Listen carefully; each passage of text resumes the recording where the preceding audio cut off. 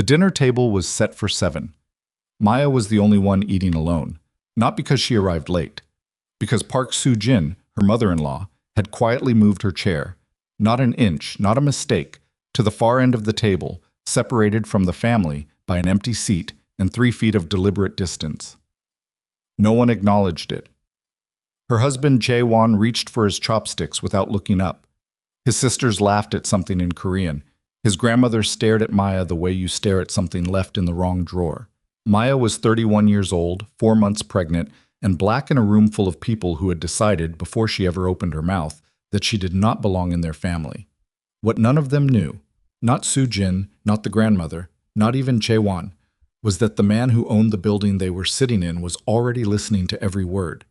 If you've ever been made to feel invisible inside of a room full of people who are supposed to love you, stay with me. Because what happens next will remind you that some people underestimate the wrong woman at the exact wrong time. Subscribe to this channel, hit the like button, and drop a comment telling me which city or country you're watching from. I want to see exactly how far this story travels before it's done. The chair had been moved on a Tuesday. That was the detail Maya Park, née Maya Josephine Collins, daughter of Darlene Collins of Memphis, Tennessee, who raised her on Aretha Franklin records, and the firm conviction that a woman's dignity was the one thing nobody could take without her permission. That was the detail she came back to later, when she was trying to explain to herself exactly when she understood what she was dealing with. Not when the grandmother had looked through her at Christmas like she was a smudge on glass. Not when Soo-jin had called her Jae-won's friend to the neighbor downstairs, 6 months into their marriage. Not even when she had overheard, through a kitchen wall that apparently Soo-jin believed was thicker than it was, the words not Korean spoken with a finality that was not description but verdict. The chair. Because moving a chair required forethought. It required someone to look at a table that had been set a certain way, decide that the way it was set was unacceptable, and physically cross the room to correct it. It required intent. And intent, Maya had learned from watching people her whole life, was the thing that separated cruelty from carelessness, and Soo-jin Park had never once been careless about anything in her life. Jae-won had not seen it, or he had seen it and processed it as something else. A logistical adjustment, a matter of table space, the innocent rearrangement of furniture in a house that was his mother's and had always been his mother's, and in which his mother's decisions were, by an understanding so old it had no origin story, simply the way things were. Maya had watched his eyes pass over the empty chair between them and move on to the dish his grandmother was passing, and she had felt the particular loneliness of a woman standing at a window that her husband cannot see. "Eat," Soo-jin said to her in English. Soo-jin spoke very good English when she chose to. She chose to speak Korean the rest of the evening. "You look thin." This was not a compliment. Maya was 5'6" and had never been thin in her life. And Soo-jin knew this because Soo-jin cataloged every physical fact about Maya with the focused attention of someone compiling a case. She said you look thin the way she said everything to Maya. The surface of the words one thing, the pressure underneath another, the intention only fully legible if you had been on the receiving end of it enough times to understand the grammar. Maya picked up her chopsticks. She ate the rice. She did not say anything.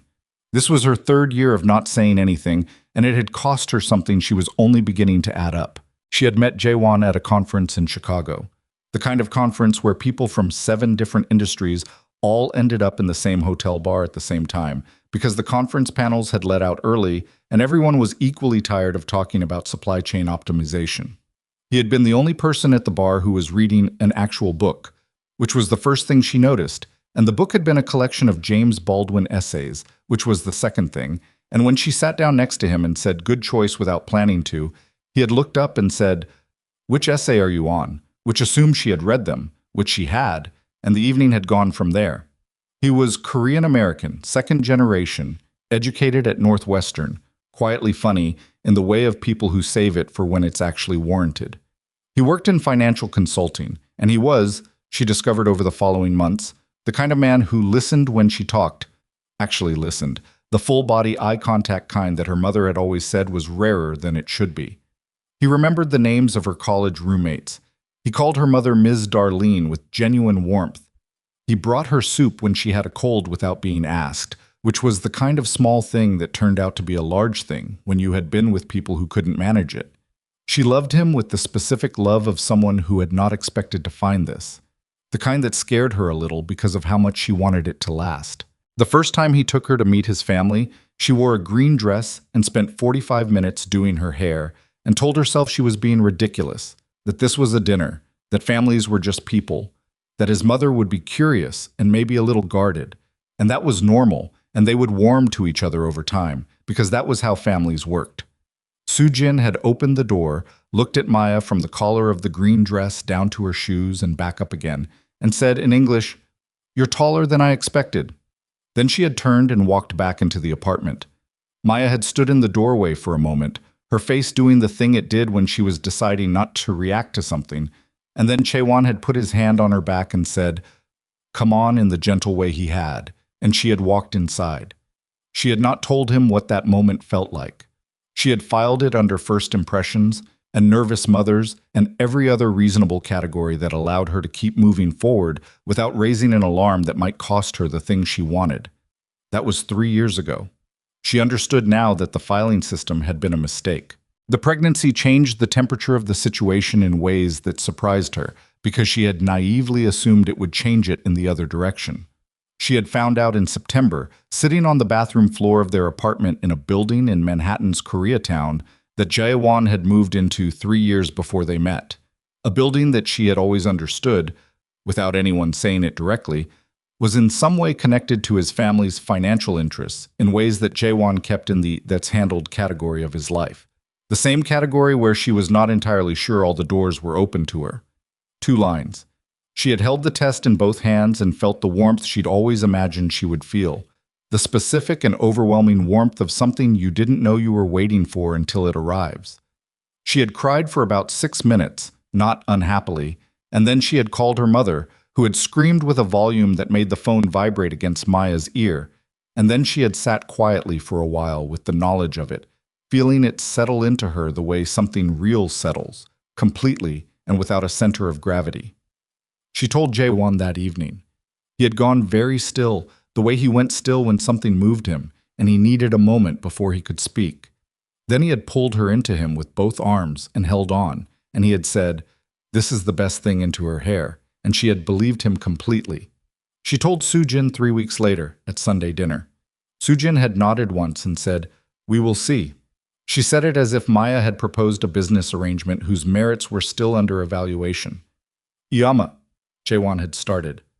"I said we will see," Soo-jin said in Korean this time, and Jae-won had stopped. Maya had looked at her plate. She had eaten the rest of the meal without tasting it.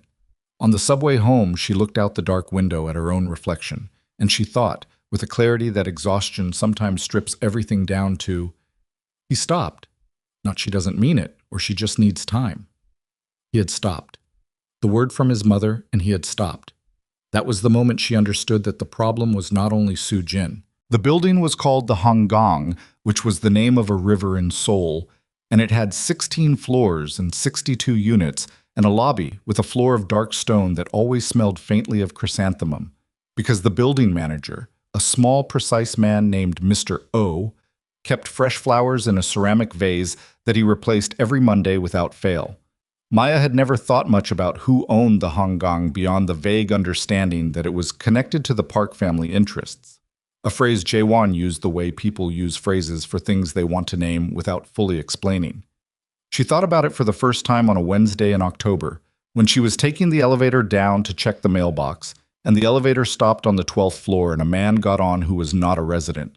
She knew he was not a resident because she had lived in the building for 2 years, and she knew everyone who lived there. The elderly couple on 6 who gardened on their balcony in matching aprons, the young woman on 9 who played cello badly and passionately at 10 o'clock on Friday nights, the family on 12 with the 3 boys who skateboarded in the lobby despite Mr. O's politely persistent objections.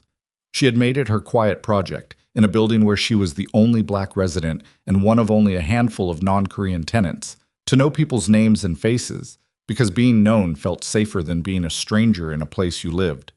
The man who got on at 12 was not one of them.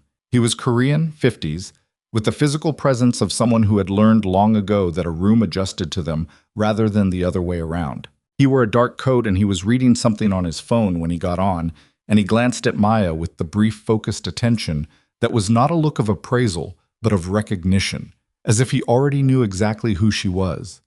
He did not speak. The elevator reached the lobby, and he stepped off first and crossed the dark stone floor with the unhurried efficiency of a man who owned the building. Because he did. Maya did not know this yet, but she would. His name was Kwon Hyuk-Jae, and he had been aware of Maya Collins Park since before she moved in. The dinner that changed everything happened on a Friday in November, 6 weeks before Christmas, at the Park family apartment on the Upper East Side that Soo-jin had lived in for 22 years, and had furnished with the careful intentionality of a woman who understood that environment was a form of communication. It was not a special occasion dinner. It was a regular Friday dinner, the kind that the Park family had every week, the kind that Maya attended every second Friday, because Jaewon had said it would mean a lot in the early days, and the attendance had calcified into obligation before she had figured out how to renegotiate the terms. His younger sister Hana was there. She was 27, worked in fashion, and treated Maya with the particular brand of pleasantness that was entirely surface, friendly enough that it could not be objected to, warm enough to deflect but never warm enough to include. She had once told Maya, casually and without malice, that she thought mixed relationships were brave, the way you might say someone was brave for wearing a color that didn't work on them. Maya had not responded. She had learned to save her responses for things that were worth the cost. His older sister Yoon was harder to read.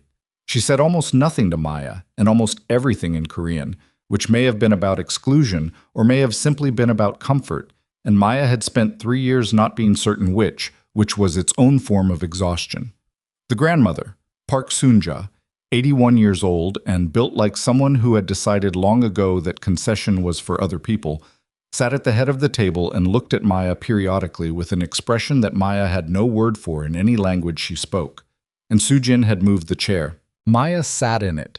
She sat in the chair that had been moved to make the point, and she ate the food she had not helped cook because Soo-jin did not allow her in the kitchen.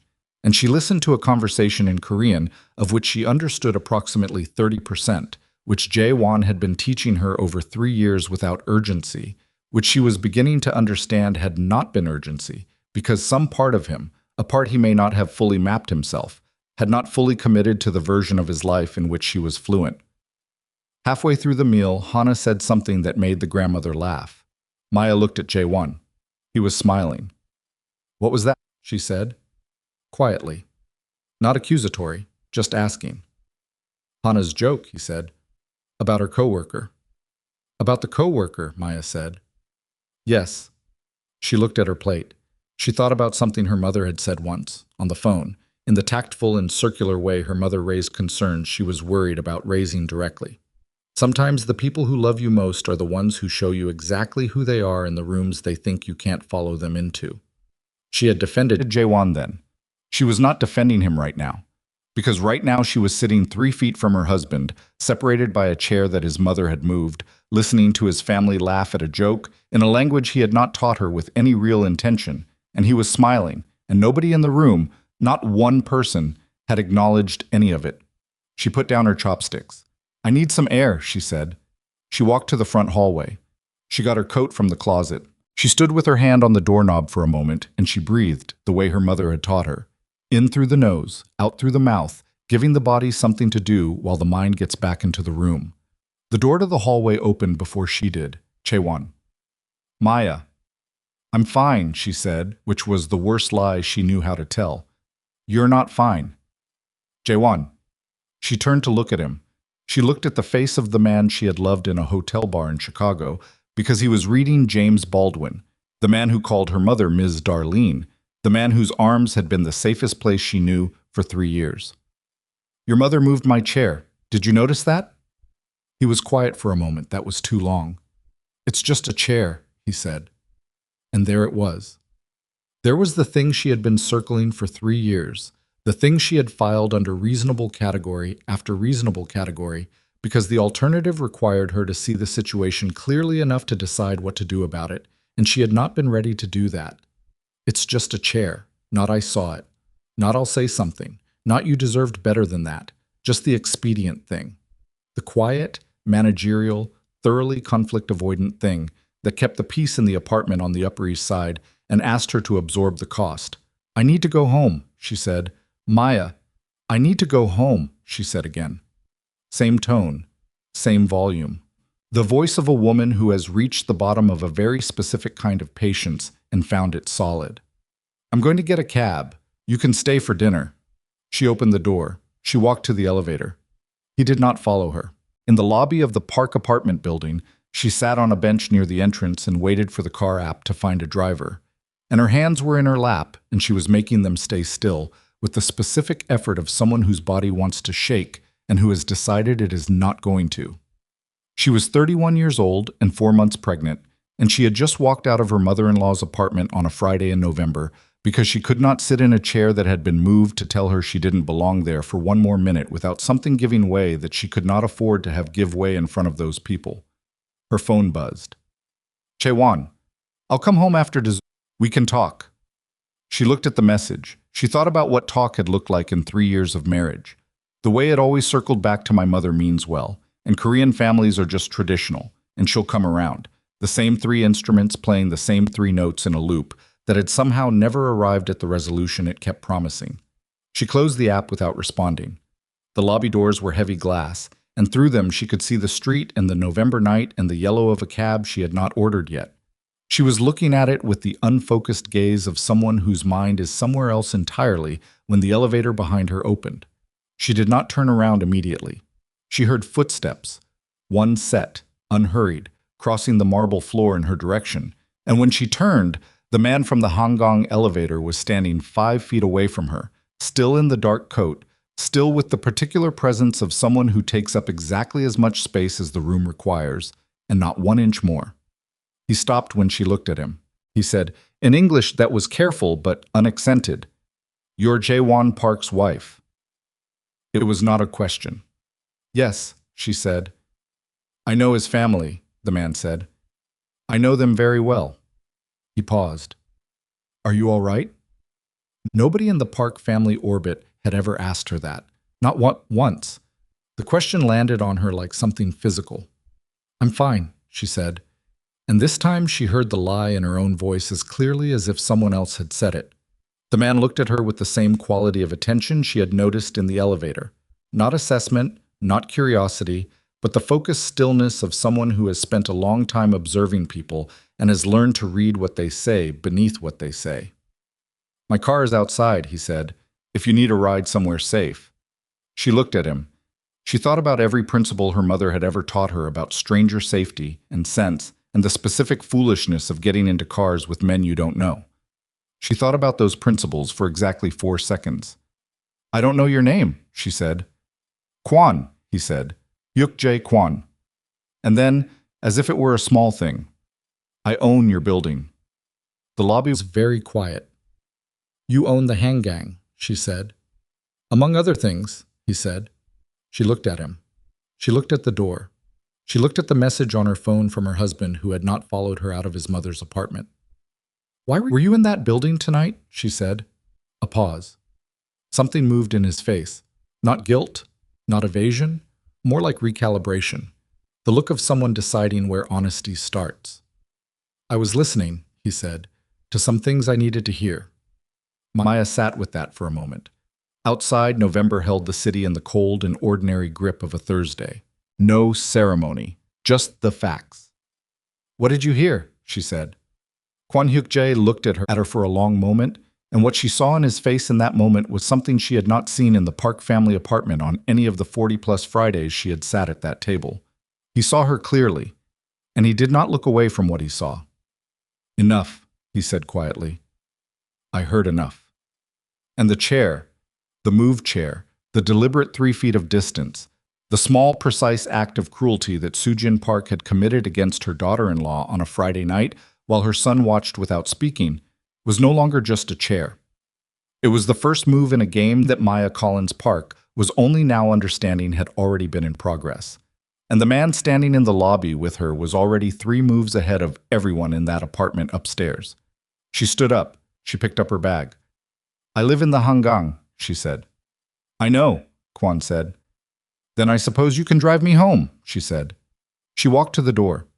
He fell into step beside her, and as the lobby doors opened onto the cold November street, Maya did not look back at the elevator, did not look back at the building, did not give the Park family apartment above, her one moment of the backward attention they had spent 3 years trying to demand from her. She walked forward. It was the smallest decision she had ever made. It was also the one that changed everything. The car was black and clean and smelled like cedar, and the driver did not speak. And Kwon Hyuk-Jae sat in the back seat beside Maya with the particular stillness of a man who had learned a long time ago that silence was not emptiness but pressure, and that pressure applied correctly did more work than words. Maya sat with her hands in her lap and her coat still buttoned, and she looked out the window at the city moving past, and she did not ask questions because she was not ready for answers yet. She was still inside the feeling of having walked out of that building, which was not triumph and not grief, but something more complicated. The specific vertigo of a person who has been holding a position for a very long time and has just, for the first time, let go of it. Her phone buzzed 3 times in 5 minutes. Chaewon.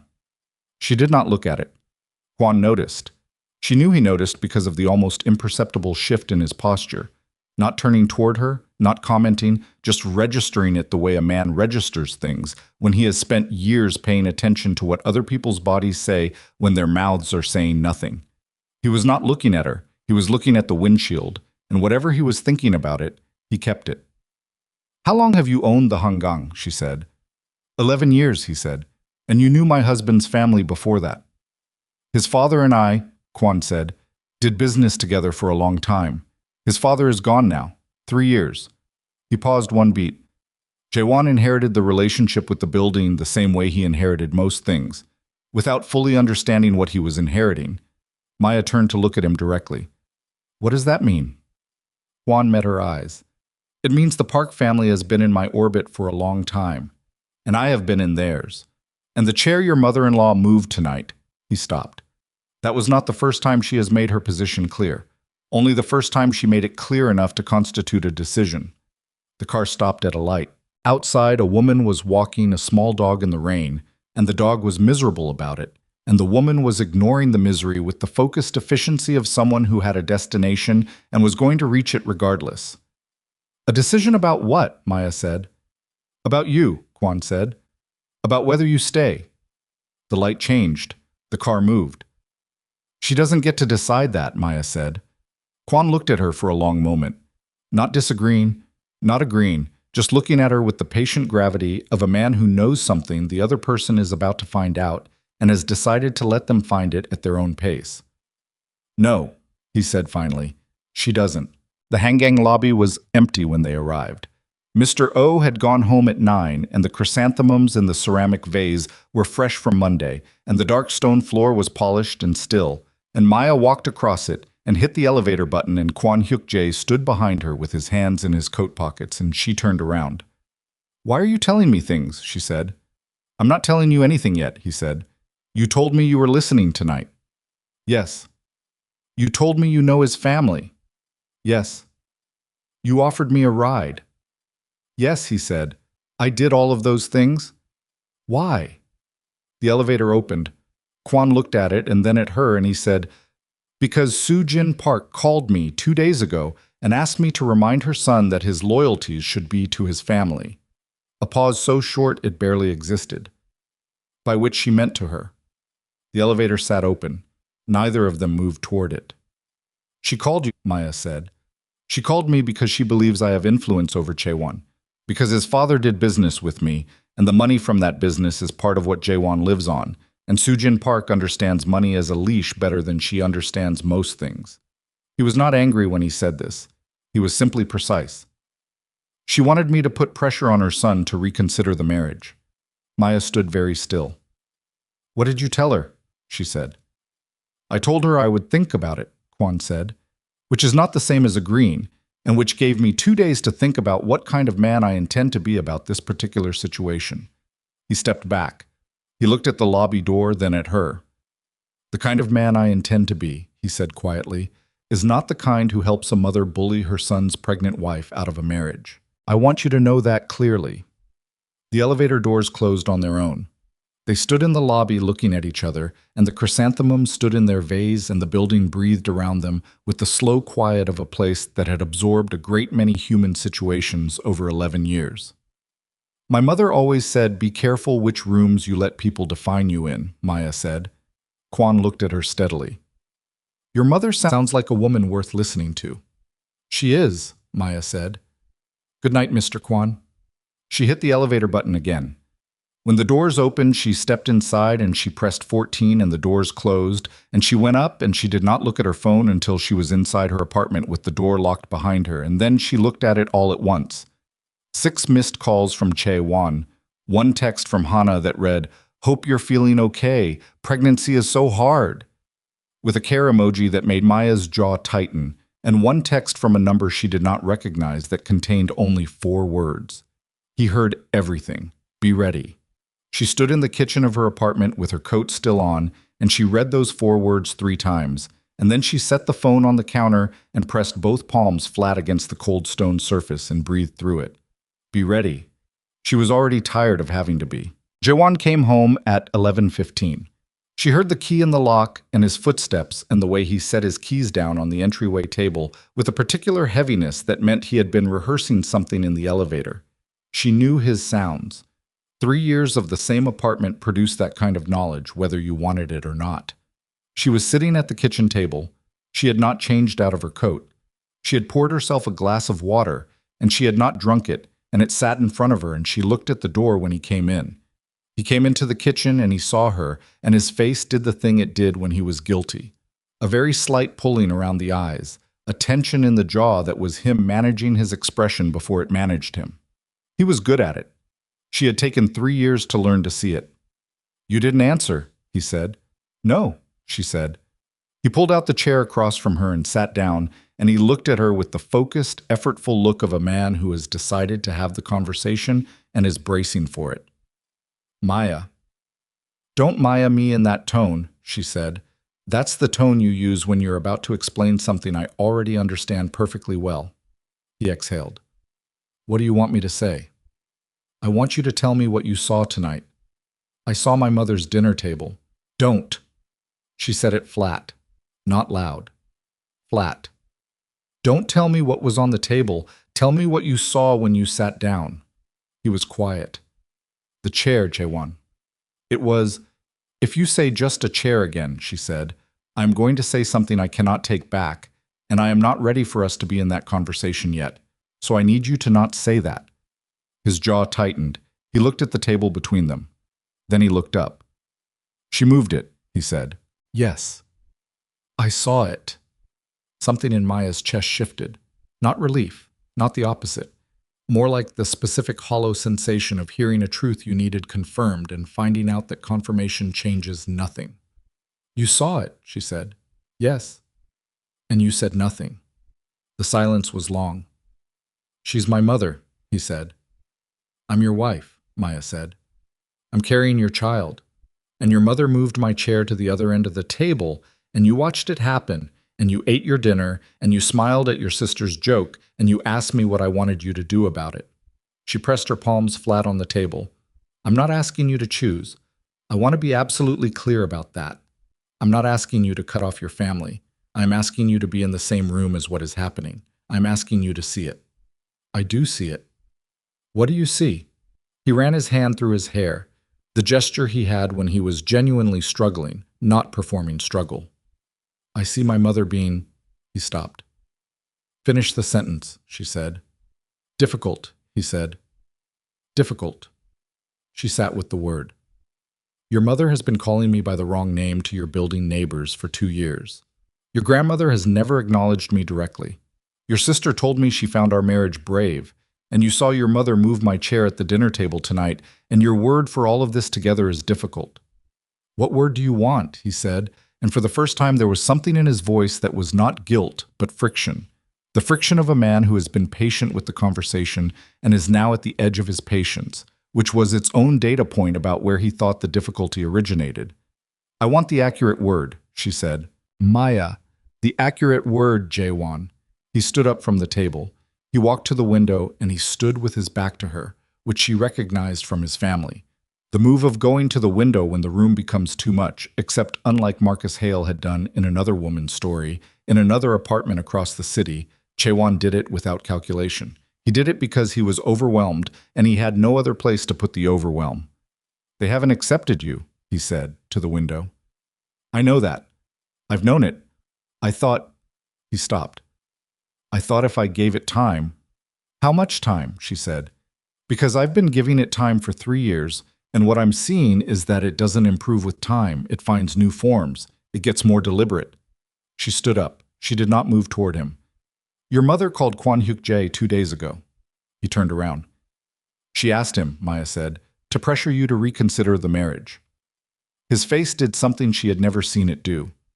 Not anger, something rawer than anger, the expression of a person confronting a size of thing they had not prepared for. How do you know that? He told me, she said, tonight, in the lobby. He stared at her. You spoke to Kwon Hyuk-Jae tonight. He was in the building. He offered me a ride home. She held his look. He told me what your mother asked him to do, and he told me he refused. Chaewon crossed the kitchen in 4 steps and stood with his hands gripping the back of the chair he'd been sitting in, and his knuckles were showing white, and his face was doing 3 things at the same time. Fury at his mother, something that looked like shame, and underneath both of those, something harder and older that Maya could not entirely read. She had no right, he said. No, Maya agreed. She didn't. Kwon Hyuk-Jae is... He stopped. He seemed to be deciding something about how much to say. He's not someone you involve yourself with casually. He's not... Another stop. He's not what? She said. Chaewon looked at her. He runs things, Maya. The building. That's one small part of what Kwon does. My father did business with him, and I grew up understanding that there were parts of that relationship I did not ask questions about. Because asking certain questions in that world... He let the sentence end there. What world? She said. The kitchen was very quiet. Chaewon. Her voice dropped. What world? He sat back down in the chair. He pressed his hands flat on the table the way she had pressed her hands flat, which was either coincidence or the unconscious mirroring of 2 people who had spent 3 years learning each other's physical language. He looked at his hands. My father worked with Kwon for 17 years. I don't know everything they did together. I know some of it was legitimate. I know some of it... He looked up. Kwon Hyuk-Jae is not a man who owns buildings because he got lucky in real estate. Maya sat back down. She looked at the man across from her, and she thought about the lobby, and the cedar smell of the car, and the 4 words on her phone from an unknown number, and the way Kwon had said I heard enough with the weight of someone who had heard things that went past tonight's dinner conversation. He knew your family was going to do this, she said slowly, before your mother called him. He already knew. Chaewon's jaw was tight. My mother has been... He pressed his lips together. She's made her feelings about you known. To people. I didn't know she'd gone to Kwon. That's a line I didn't think she would cross. She crossed it 2 days ago, Maya said. And you didn't know because you've been in the middle of this the whole time, and you've been choosing to look at the comfortable parts of it. That's not fair. I know it's not fair, she said. I'm not trying to be fair right now, I'm trying to be honest, which is different. He looked at her and she held the look, and between them the distance across the table was not large and was not small. It was the precise distance of 2 people who loved each other and were standing in the middle of a thing that love was not, by itself, going to solve. I'll talk to her, he said. What will you say? I'll tell her she needs to... He stopped. Finish the sentence, Maya said, for the 2nd time that night. I'll tell her she needs to respect you, he said. That this can't, that the chair, all of it. I'll tell her it can't continue. And if she says no, Maya said, because she is going to say no. Soojin Park is not going to hear respect my wife and say you're right, I'll change. That is not the person she is. So I need to know what happens when she says no. This question sat in the kitchen between them with all its weight. Chaewon did not answer it. Not because he didn't hear it, because he didn't have an answer. And they both knew it. He called his mother the next morning at 8:30. Maya was still in bed. She had not slept until past 3. And when she had slept, it was badly. The shallow, restless sleep of a body that is stressed and pregnant and not interested in cooperating with anyone's need for rest. She heard his voice in the hallway, low and tight, speaking in Korean, and she lay in the bed with her eyes open and she listened to the tone of it, even though she could only follow part of the words. She heard Maya said 3 times. She heard chair once. She heard his voice rise on the 4th minute and then drop immediately, the way it dropped when Soo-jin said something that shut the conversation down. The way it always dropped. She heard him say Iyama in the specific tone of a child who has not yet figured out how to stop being one, and her throat tightened because that particular helplessness was not his fault and was also, right now, actively costing her. The call ended at 8:47. He came back into the bedroom. He sat on the edge of the bed with his back to her and his hands on his knees. "What did she say?" Maya said. He was quiet for a long time. "She said," he started and then stopped and then started again, "that she has done nothing wrong, that she is trying to protect the family, that," his voice went tight around the next part, "that the baby deserves to be raised in a home that is culturally consistent." Her words. The room was very still. "She said my baby," Maya said. "She said the baby." "Chaewon." Maya sat up. "She said the baby deserves to be raised in a culturally consistent home. She is talking about your black wife's child. You understand what she's saying?" "I understand what she said." "Do you?" Maya swung her legs over the side of the bed and stood up. Her voice was not raised. It was the opposite of raised. It had the compressed, careful quality of someone who is applying every available resource to keeping it controlled, because the alternative is something that does not come back from. "She is telling you that your child, our child, is a problem to be solved. She is telling you that this baby right here," she pressed her hand against her stomach, "is culturally wrong. And you called her and she said that and you came back in here to tell me. I told her it was unacceptable, and she disagreed," Maya said. "And that was the end of it." He stood up. "What do you want me to do? Disown her? She's my mother." "I want you to understand that she is not going to stop," Maya said. "I want you to understand that calling her and having a conversation she ends whenever she chooses is not protection. I want you to understand that every Friday I sit at that table is another Friday I am teaching this child, before they can understand language, what it feels like to be tolerated instead of welcomed. You're not tolerated. The chair, Jaewon." Her voice finally cracked, just slightly, the controlled surface of it fracturing along one line. "She moved the chair, and you said nothing. And she called Kwon Hyuk-Jae and asked him to end our marriage, and you said nothing until I told you. And she just told you my child should be raised in a culturally consistent home, and you came in here to report it." She pressed her fist against her mouth for a moment, then she moved it. "When do you say something that matters enough to change anything?" He crossed the room. He stopped in front of her and he took her face in both hands the way he had in the early years, the way that used to feel like the safest thing she knew, and he said, "I love you," with a rawness that she did not doubt. She had never doubted it. Love had never been the question in this marriage, and that was what made it so devastating. "I know you do," she said. "That's not the problem." She stepped back. His hands fell. "I need you to do something," she said. "Not call her. Not have a conversation. Something that actually changes the architecture of this situation. Because right now the architecture is that your mother has more power in this marriage than I do, and I am not—" She stopped. "I cannot raise a child inside that architecture." He looked at her. He looked at her for a long time, and she watched the thing she had been watching for 3 years move across his face. The genuine love of the man who had sat in a Chicago bar reading James Baldwin, in direct collision with the equally genuine terror of the man who did not know how to be Soo-jin Park's son and Maya's husband at the same time, and had never made himself figure it out. "I'll go see her," he said, "in person, not a phone call." "Okay," she said. "Today." "Okay." He got his coat. She watched him go. She stood in the apartment for a moment after the door closed. Then she picked up her phone and looked at the 4 words from the unknown number again. He heard everything. "Be ready." She typed back. "Ready for what?" 3 minutes passed. Then, "Soo-jin Park went to see someone this morning before your husband called her. Someone whose name you don't know yet. She is trying to solve the problem the way she solves all her problems. With money and with the appearance of good intentions." Maya's mouth went dry. She typed, "Who is this?" The response came in under 30 seconds. Someone who has been watching the Park family for longer than you have been in it. The chair was not Sujin's idea. It was a test. She was told to do it by someone who wanted to see how you would respond. She sat down on the couch. She read the message twice. Who told her to do it? She typed. The three dots appeared and disappeared twice before the response came. Come to the Hongkong rooftop at noon. Come alone. I will show you. She went. She knew she should not go. She knew the basic, sensible Darlene Collins of Memphis principle that you do not go to rooftops at noon to meet anonymous texting strangers, that this was the beginning of the kind of story that ended badly in news coverage.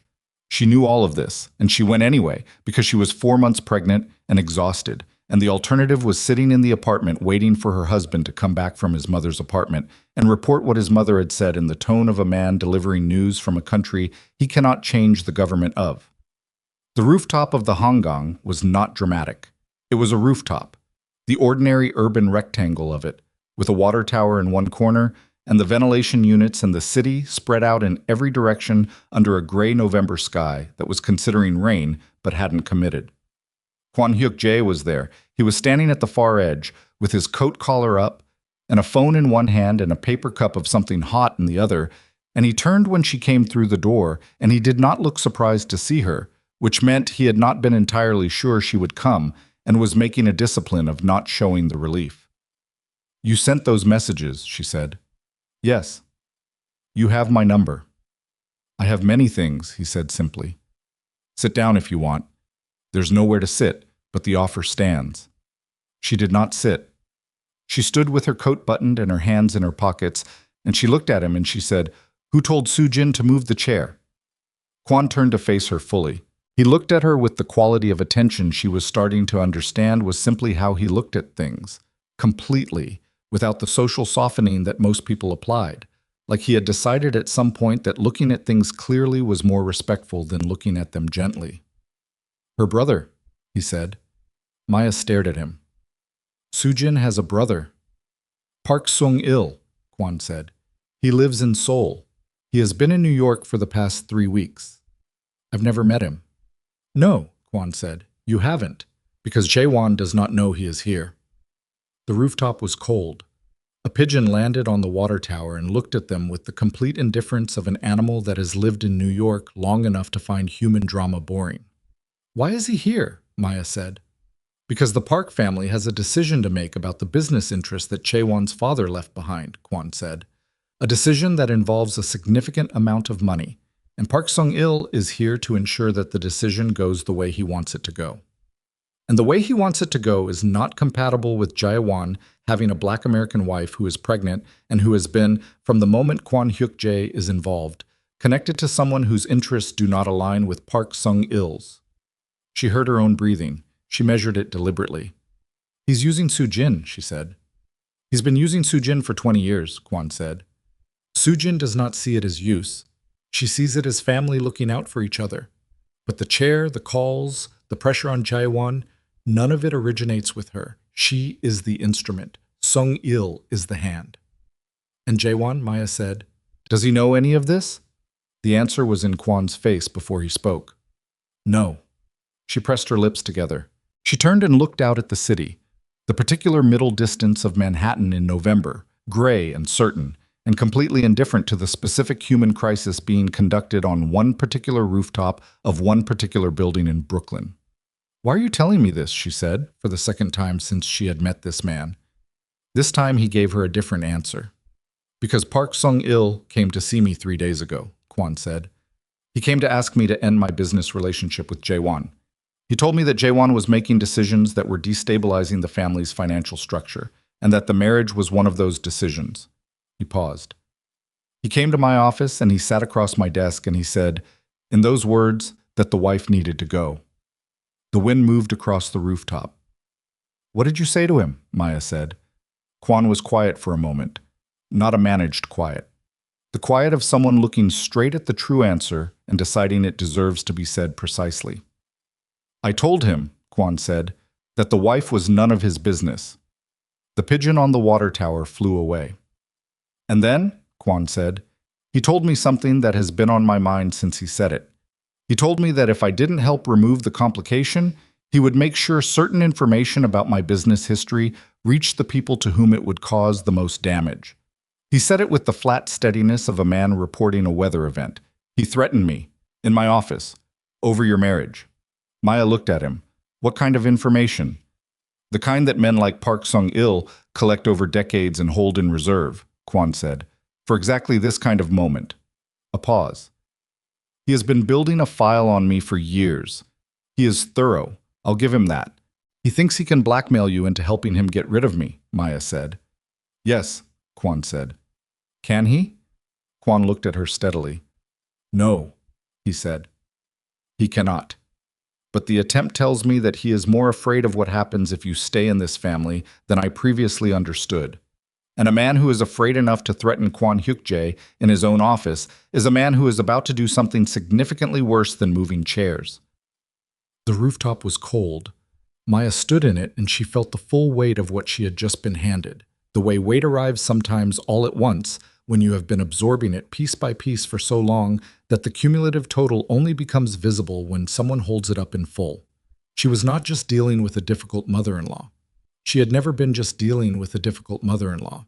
She was inside something that had been in motion before she married Jae-won.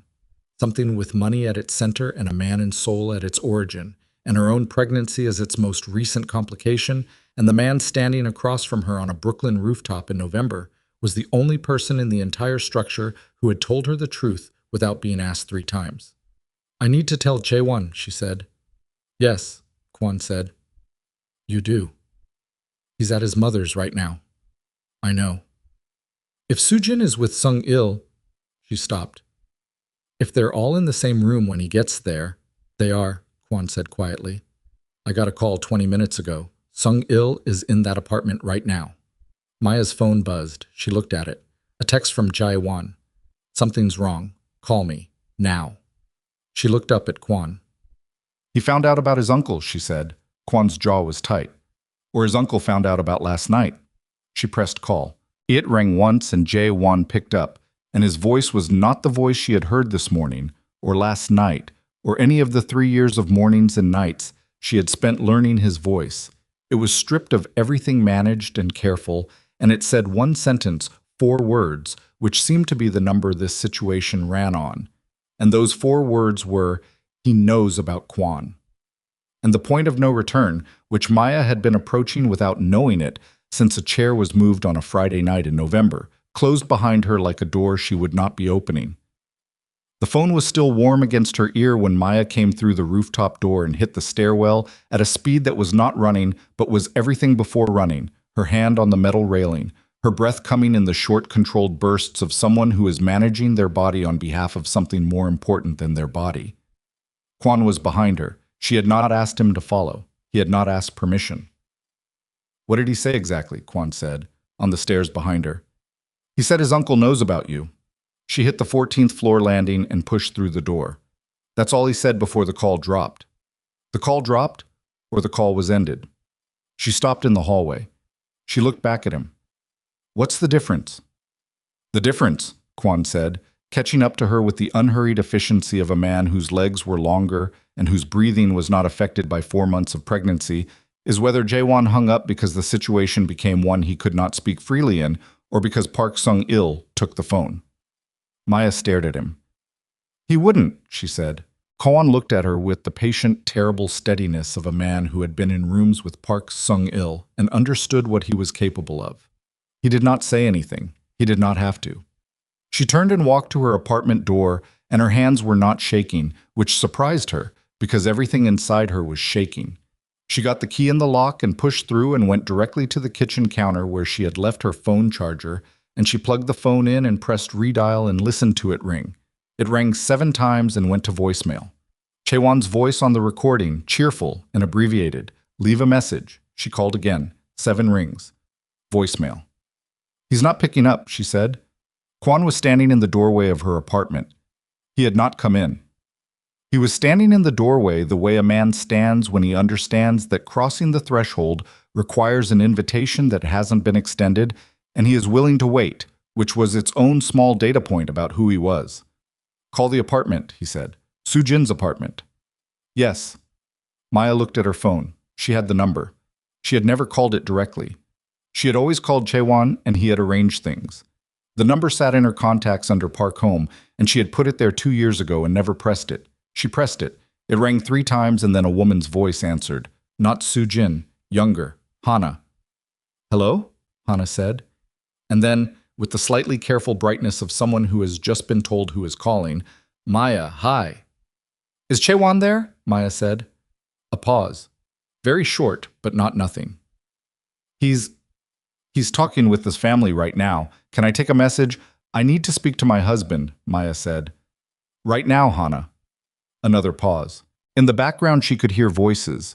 More than one, layered, the particular texture of a conversation that is not a conversation, but a confrontation that has been given the form of one. She could hear Chaewon's voice, not the words, just the register of it, tight, higher than usual, the voice he never used unless something had pushed him past where he knew how to manage. He's a little busy right now. Hana. Maya said her name the way you say something when you are done with the softened version. Put him on the phone. Silence. Then the sound of the phone being set down on a surface, not handed off, but placed, and the voices in the background getting slightly clearer, and then the sound of someone picking it up again. Maya. It was not Jaewon. It was a man's voice she had never heard before. Older, accented in the specific way of a Korean speaker whose English was functional but not chosen. The English of a man who spoke it when required and resented the requirement. Measured, flat. Who is this? She said. My name is Park Sung-il, the voice said. I am Chaewon's uncle, his mother's brother. I believe we have not been introduced. The kitchen was very quiet. Maya stood at the counter with the phone against her ear and her free hand pressed flat on the stone surface, and she breathed once, carefully, before she responded. Where is my husband? She said. Your husband is here, Sung-il said. He is not available to speak right now. He called me 10 minutes ago and told me to call him. Yes, Sung-il said. He did. That was a mistake and we are discussing it.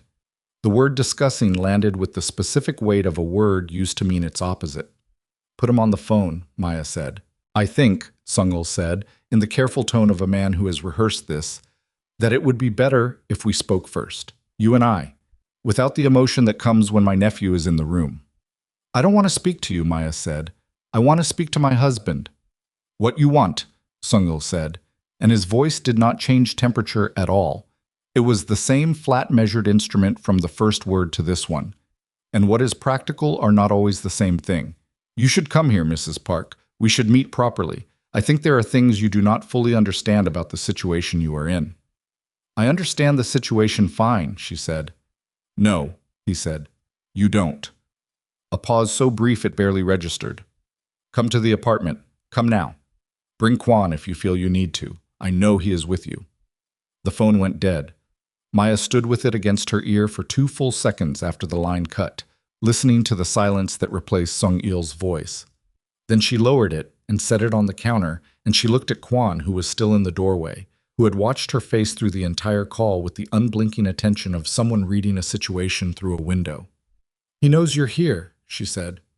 Yes, Kwon said. He said bring you if I need to.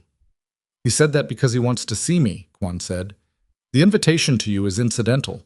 He has been trying to get me in a room for 3 days, and he has decided this is the way to do it. He has Chaewon. Yes. He called it a mistake, that Chaewon called me. Yes. Maya's hand was on the counter and she pressed it down harder, the pressure of it, the cold of the stone. Is Chaewon safe? Kwon's face did not move, but something behind it did. A fractional adjustment, the micro-expression of a man who is choosing between honesty and reassurance, and who has decided, somewhere recently, that honesty is what this woman is owed. Physically, yes, he said. Sung-il does not operate that way with family. He uses other tools. What tools? Money, information, the particular leverage of a man who has been keeping records on everyone he has ever known for 30 years. He paused. Chaewon knows things about the family business that Sung-il does not want examined. Sung-il knows things about Chaewon that Chaewon would not want you to know. That is the room you would be walking into. Maya looked at him. What things? She said. About Chaewon. Kwon was quiet for a moment that she could feel the weight of. "Come to the apartment," he said. "You'll find out there. And it is better that you find out there than that I tell you here and you walk in already." "Tell me here," she said. "Maya." "Tell me here," she said again, and her voice had the quality it had had at the kitchen table with Jae-won the night before. Not loud, not theatrical, just the compressed certainty of someone who has decided they are not being managed again tonight by anyone for any reason. Kwon stepped into the apartment. He closed the door behind him. He came to the kitchen counter and he stood on the other side of it, and he put both hands flat on it the same way she had, and he looked at her directly. 3 years ago, he said, before you and Jae-won were married, Jae-won signed a document. A family agreement, in the language his uncle preferred. Not a legal contract in the American sense, but something that functions as one in the world the Park family operates in. He signed it at his father's request, 2 months before his father died. He has never told you it exists. She was very still. "What does it say?" she said. "It says," Kwon said, "that in the event Jae-won enters into a marriage that the family considers financially or culturally incompatible with the Park interests, control of the inheritance his father left him, including his stake in the family's property holdings, reverts to his mother and his uncle until the incompatibility is resolved." The refrigerator hummed. Somewhere outside, a car horn. The ordinary sounds of an apartment building in Brooklyn doing its ordinary Friday afternoon. "He signed away his inheritance," Maya said slowly.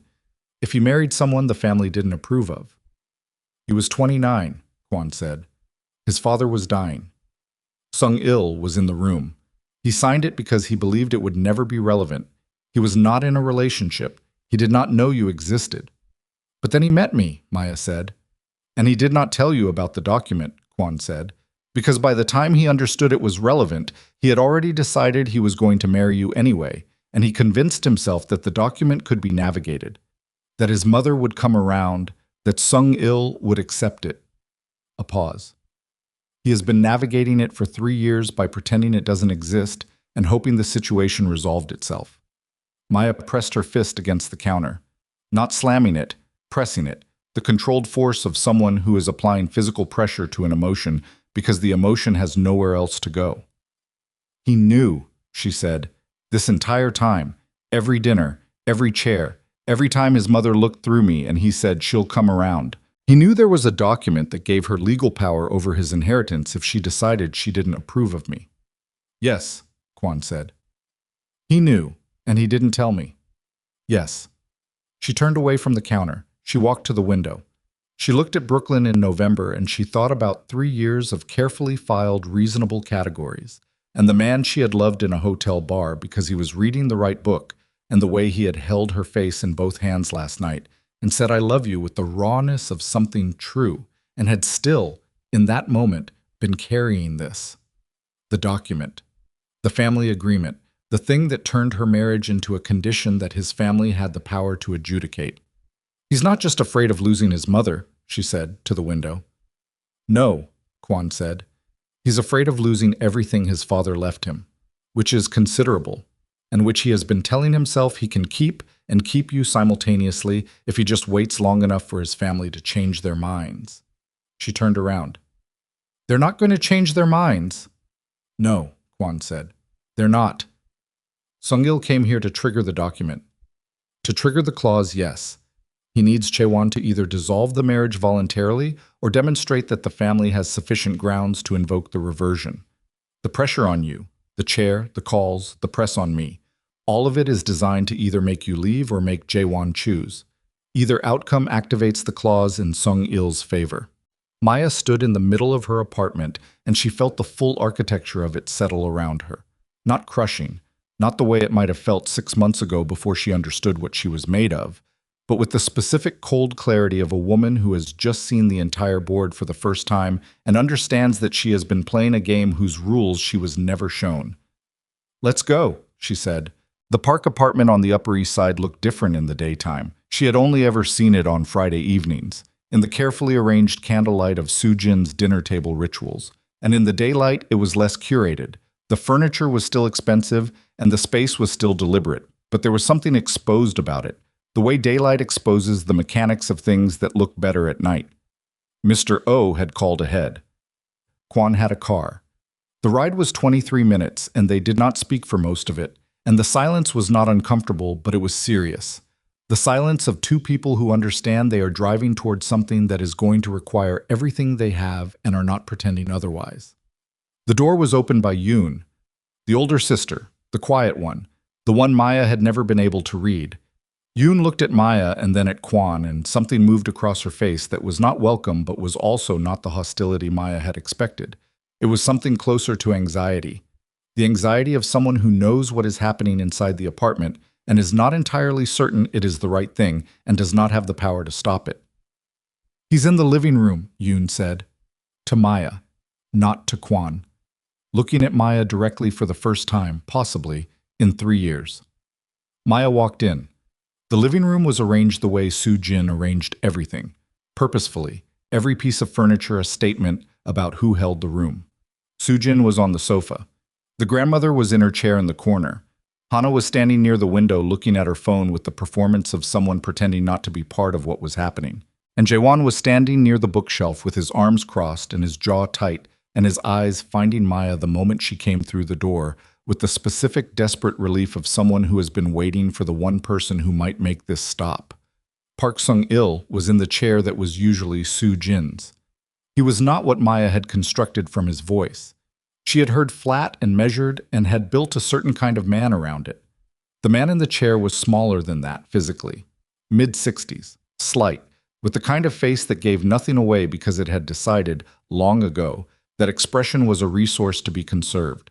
He wore a dark suit and his hands were folded in his lap, and he looked at Maya the way a man looks at a problem he has been asked to resolve and is confident he can. "Mrs. Park," he said, "thank you for coming." "My name is Maya Collins Park," she said. "You can use both." A beat. Something shifted in his face. Not surprise, but recalibration. The same thing she had seen in Kwon on the rooftop, the adjustment of a man encountering someone who is not going to be what he planned for. "Of course," he said. Kwon came in behind her. Sung-il looked at him, and the room did something.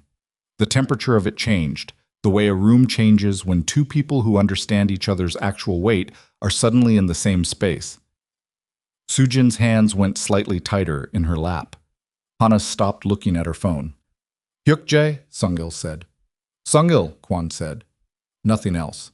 Just the name, returned in the same register it was offered, which in the language these two men apparently spoke to each other was its own full sentence. "Sit down," Sung-il said. To the room, to everyone. "Let's be civilized about this." "I'll stand," Maya said. Chaewon moved toward her immediately, crossed the room in 5 steps and came to stand beside her, and she felt him there, the physical reality of him.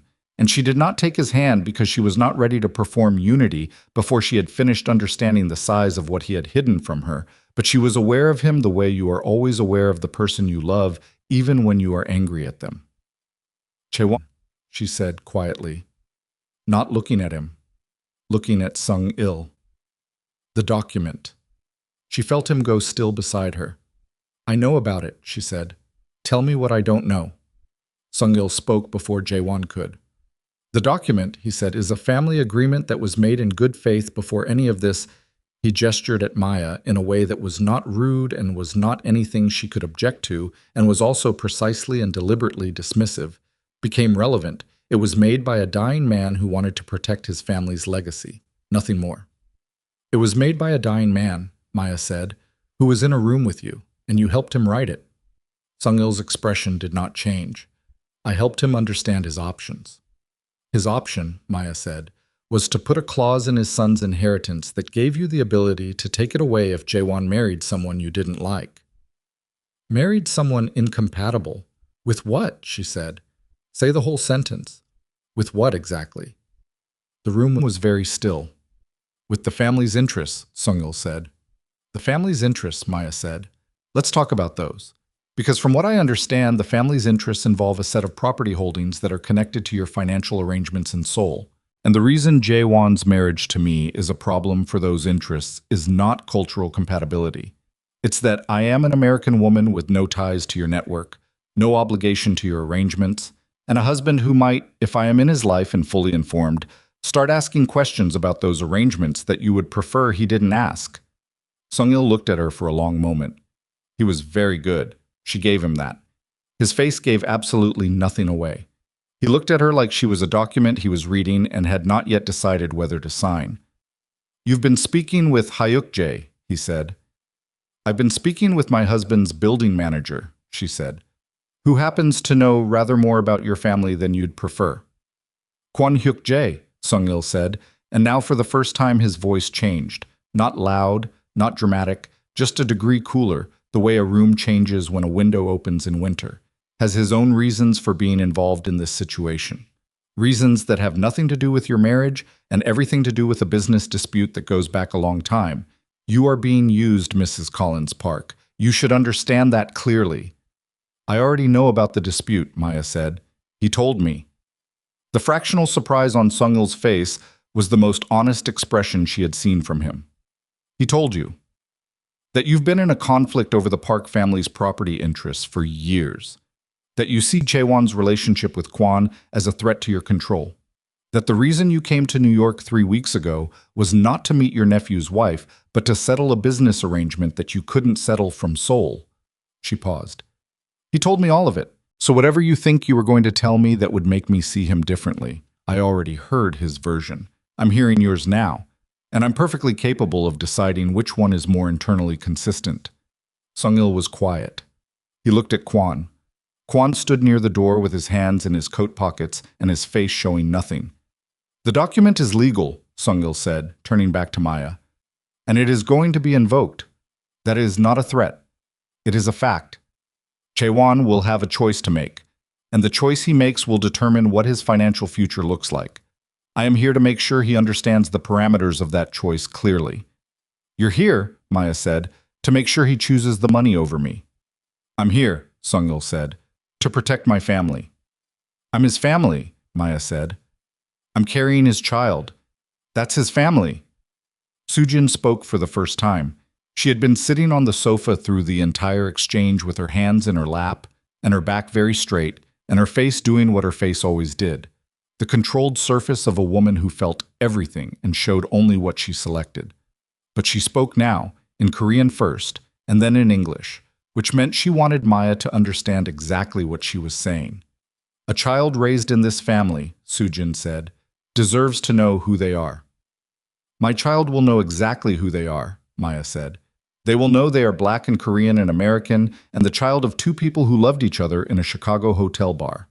They will know all of it. What they will not be," she said, and her voice went to the place it had gone at the kitchen table the night before, the compressed, certain place that was not anger, but was what lives underneath anger when it has been there long enough, is ashamed of any part of it, not on my watch.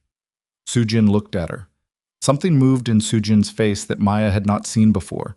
Not softness, not concession, but something that was at least the genuine article of whatever Soo-jin actually felt, rather than the performed version. Chaewon put his hand on Maya's arm. She did not move away from it. "Uncle," Chaewon said, and the word came out with a quality she had not heard in his voice in the apartment last night or on the phone this morning. Not the voice of a man trying to hold his family together and his marriage together simultaneously. The voice of a man who has just reached the bottom of something and found it solid and has decided what he is standing on. "I'm not signing anything." Sung-il looked at his nephew. "Chaewon." "I'm not signing anything," Chaewon said again. "You can invoke whatever clause you want. You can take the inheritance. You can call it cultural incompatibility and file whatever paperwork you think gives you the right. But I'm not going to sit in this apartment and watch you talk to my wife like she is a problem to be removed. And I'm not going to let my mother move her chair and not say anything. And I'm not going to pretend that this—" His voice cracked, just slightly, the controlled surface fracturing along the same line that Maya's had cracked the night before. "That this was ever about protecting the family. It was about protecting your money. And I'm done confusing those two things." The room was silent. Sung-il looked at his nephew for a long moment. Then something happened on his face. Not anger, not the recalibration that Maya had seen, but something older and less controlled. Something that looked almost like satisfaction. "I was hoping," Sung-il said quietly, "that you would say something like that." Maya felt it before she understood it. A physical sensation, the prickling alertness of someone whose body has registered a threat before their mind has identified its shape. Sung-il reached into the inside pocket of his jacket and produced a folded piece of paper. He set it on the coffee table between them. Before your father died, Sung-il said to Jae-won, he was questioned by federal investigators about the origins of certain capital in the family's property holdings. You know this. You were there for part of it. He paused. What you do not know is what your father told them. Jae-won's hand on Maya's arm went very slightly tighter. He told them, Sung-il said, that the capital originated with Kwon Hyuk-Jae, that Kwon had placed money through the Park family holdings as a vehicle, that your father was aware of the nature of that money and had facilitated its movement for 11 years. The room was very cold. Your father gave a full statement. It is in the hands of federal investigators. It has been sitting in a file for 3 years, unactivated, because I have had a relationship with the relevant office that has kept it inactive. He looked at Jae-won and then at Maya and then at Kwon, whose face had gone to somewhere past controlled, to the white stillness of a man confronting something he has been afraid of and is now looking at directly. That relationship, Sung-il said, is contingent on my continued cooperation with their interests. If I withdraw that cooperation, if, for example, the Park family's arrangement with Kwon Hyuk-Jae were to become adversarial, the file becomes active. Kwon did not move. He did not speak. He stood near the door with his hands in his coat pockets, and Maya could see for the first time since she had met him that he was not the one ahead of this particular move. You've been protecting him, Maya said slowly, looking at Sung-il. For 3 years, keeping that file inactive. Insurance, Sung-il said. Mutually beneficial. Kwon knows this. Don't you, Hyuk-Jae? Kwon's jaw was tight. Yes, he said. One word. Flat. Which means, Maya said, and she heard her own voice the way you hear something from a distance, steady and strange and arriving from a place she hadn't been in before, that Kwon has been operating for 3 years with Sung-il's hand on a switch that could destroy him.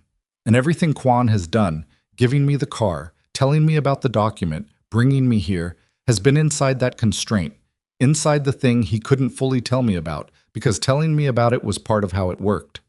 She turned to look at Kwon. He met her eyes. And she saw it. Not guilt, not the managed thing, not the controlled professional face. She saw the face of a man who has been carrying something for 3 years in a room where the weight of it was never fully visible, and who has just watched it become visible in front of the one person whose opinion of it he did not want to have to manage. You knew, she said, about Jae-won's father's statement. Yes, Kwon said. And you knew Sung-il was holding it. Yes. And when you gave me your card, she said, and your car, and every piece of information you gave me on that rooftop, it was all true, Kwon said. Everything I told you was true. But it wasn't everything, she said. The silence between them had the weight of something that could not be undone by explanation. Sung-il watched them with the expression of a man observing the result of an experiment he has been running for 3 years. Now, Sung-il said, in the tone of a man returning to the agenda, we can discuss this practically. Jae-won will honor the family agreement. The marriage will be dissolved cleanly. Maya Collins will receive a settlement. I am not unreasonable. And this situation will end without anyone's federal file becoming relevant to anyone's federal investigators. Maya looked at the folded paper on the table. She looked at Jae-won, whose face was the face of a man who has just learned that the thing he feared most was already in the room before he arrived. She looked at Kwon, who was standing very still near the door with 3 years of managed vulnerability suddenly exposed in a Park family living room on a Friday afternoon. She looked at Soo-jin, who was looking at her hands in her lap with the expression of a woman who may have understood, perhaps for the first time, that her brother's protection has always had a price, and that she has been paying it in a currency she did not fully choose. And Maya Collins Park, who was 31 years old and 4 months pregnant, and standing in a room that had just revealed that every single person in it had been protecting something at someone else's expense, felt the full weight of the moment settle on her and did not flinch from it. She had come into this believing the problem was a chair. The problem was never the chair. The problem was a document signed by a dying man, and a federal file held by a careful one, and a husband who had loved her enough to marry her and not quite enough to tell her what that marriage was costing, and a man who had told her more truth than anyone and had still held back the truth that mattered most. And all of it, Every layer of it was now sitting in this room waiting for her to do something that none of them, not Sung-il with his careful hands, not Kwon with his 3-year balancing act, not even Jae-won with his genuine and insufficient love, none of them had yet calculated for. Because none of them knew what she was about to decide. And neither, quite yet. She picked up the folded paper. Nobody moved. Not Sung-il, not Jae-won, not Kwon near the door. The room held itself the way rooms hold themselves when something is happening that cannot be interrupted without changing what it becomes. And Maya unfolded the paper with both hands, slowly, the way you unfold something you intend to read completely before you decide what to do with it. It was in Korean and English both. 2 columns, side by side. The English was slightly smaller, as if it had been added as a courtesy and not a primary consideration. She read the English. She read it the way her mother had taught her to read anything with legal weight, every word, in order, without skipping ahead to the part that felt most urgent, because the part that felt most urgent was never the part that mattered most. It took her 4 minutes. The room waited. She refolded it. She set it back on the table. This document, she said, was signed by Jae-won 2 months before his father died. His father was on pain medication. There were 2 witnesses. She looked at Sung-il. One of the witnesses is you. That's correct, Sung-il said. A man cannot witness a document he helped draft, she said. That's not a cultural distinction. That's basic contract law in the state of New York, where this document was signed, and where Jae-won resides, and where any legal proceeding would be heard. Sung-il's expression did not change, but his hands, folded in his lap, moved, the smallest possible adjustment, the refolding of fingers that had been still. The document was drafted by a legal team. I'm sure it was, Maya said. I'm also sure that the legal team was yours. And I'm sure that a dying man with a family who loved him and wanted to protect him signed what he was told to sign in a room full of people he trusted. She looked at Jae-won. Is that what happened? Jae-won's jaw was working. He looked like a man who had spent 3 years not saying something and was now required to say it in front of everyone. They told him it was a standard estate document, a protection measure. He was on a lot of medication, and he stopped. He trusted Sung-il. He always trusted him. So he signed it without fully understanding what it said, Maya said. He signed it, Jae-won said, because his brother asked him to. She turned back to Sung-il. A document signed under those conditions, witnessed by the man who drafted it, in a jurisdiction where undue influence and lack of informed consent are well-established grounds for challenge. She set her hand flat on the folded paper. This isn't leverage, this is a liability. For the first time since she had walked into the room, Park Sung-il looked at her without the expression of a man managing a variable. He looked at her, the way you look at something that has just demonstrated it is larger than you measured it to be. You have a finance degree, he said. Not a question. He had done his homework. He knew exactly who she was. From Georgetown, she said, and 3 years of watching my husband manage a business inheritance. He didn't fully understand because you made sure he didn't need to understand it as long as you were in the room. She looked at him steadily. You needed him not to look too closely. The same way you needed me gone before I started looking. The room was so quiet she could hear the grandmother's breathing from the corner. Sung-il stood up. He was not a tall man, and he was not a physically imposing one, and the authority he carried had nothing to do with size. It was the authority of someone who has been the most dangerous person in every room he has ever been in for so long that his body has stopped performing it. He stood up and he buttoned his jacket, and he looked at Maya with the expression of a man who has just revised his assessment of a situation and is deciding on the next approach. You're smarter than I was told, he said. I'm exactly as smart as I've always been, she said. You just didn't ask anyone who knew me. What do you want? He said. Direct now. The performance of civility folded up and put away. I want my husband's inheritance released from this document, she said. I want the federal file on Kwon Hyuk-Jae that you have been using as a leash for 3 years rendered inactive permanently, and I want documentation of that rendered inactive status. And I want Soo-jin Park to say to my face, in English, what she has been saying to neighbors and family members about my marriage for 3 years. The last one landed differently than the first 2. She had not planned to say it until she said it, and she understood as it left her mouth that it was the only one of the 3 that wasn't strategic. It was just the true thing, the thing underneath all the legal architecture and financial leverage. A woman who wanted to be seen clearly in the room where she had been made invisible. Kwon made a sound that was not quite a word. Sungil looked at his sister. Soo-jin was still on the sofa. She had not moved through any of it. Her hands were in her lap, and her back was straight, and her face was doing the controlled surface thing. But something had changed in the quality of the control. It was tighter now, the tightness of someone holding something in that has become harder to hold. Yama, Jaewon said. His voice cracked on the word. Not broke, cracked. The way ice cracks when the temperature changes suddenly, still holding, but showing the line where it might not. Soo-jin looked at her son. Then she looked at Maya, and she said nothing. Sungil said, "These demands are not—" "I'm not talking to you right now," Maya said, without looking away from Soo-jin. "I'm talking to her." The room held. Soo-jin's hands moved in her lap. A small adjustment. The same adjustment Sungil's hands had made, which meant it was a family tell, the physical signature of a Park under pressure. She looked at Maya, and in her eyes there was something that was not softness, and was not apology, and was not the performance of either. It was something older and rawer than any of those things. The expression of a woman who has been someone's instrument for so long that she has stopped knowing where the instrument ends and the person begins. "I told people," Soo-jin said, in English, each word placed deliberately, "that my son's wife was not Korean." "And," Maya said, Soo-jin's jaw tightened, "and that I was concerned about the family."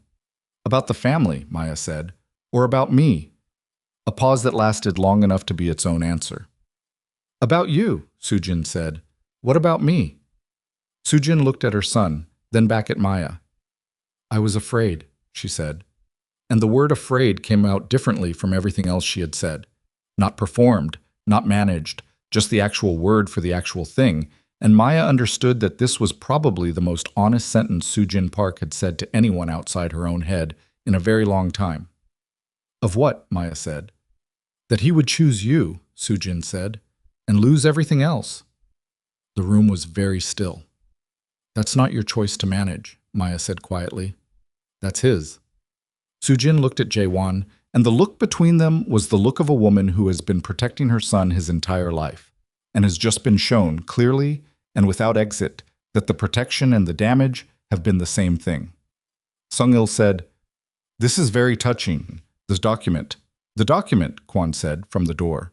His first words in the last 15 minutes, said, with the flat authority of a man who has been listening to everything and has just decided he has heard enough, "is being photographed right now by a colleague of mine who is standing in this building's lobby, who has been standing there since we arrived, along with the building's security footage of this meeting, which the management of this property, which is not, as it happens, a Park family property, has authorized to be captured." Sungil turned to look at Kwon. "You don't own this building," Kwon said. "I do." The silence that followed had a different quality from all the silences that had come before. This one had edges. Sungil's face did the thing that his face almost never did. It showed the calculation happening in real time, the rapid inventory of a man discovering that the room he thought he controlled has walls he didn't build. "The file," Sungil said. Quiet. Very quiet. "You can activate it," Kwon said. "That has always been your option. I have been aware for 3 years that it existed, and that you held it. I made my decisions inside that awareness. The decisions I made included building a separate and complete record of every conversation I have had with you, every arrangement, every payment, every phone call. Because a man who holds a file on you is a man you document exhaustively." He paused. "Activate your file and I activate mine. And mine includes your name on arrangements that the federal investigators your file is sitting with would find considerably more interesting than anything my name is on." Sungil stood very still. "That's a bluff," he said. "Call it," Kwon said. Nobody moved.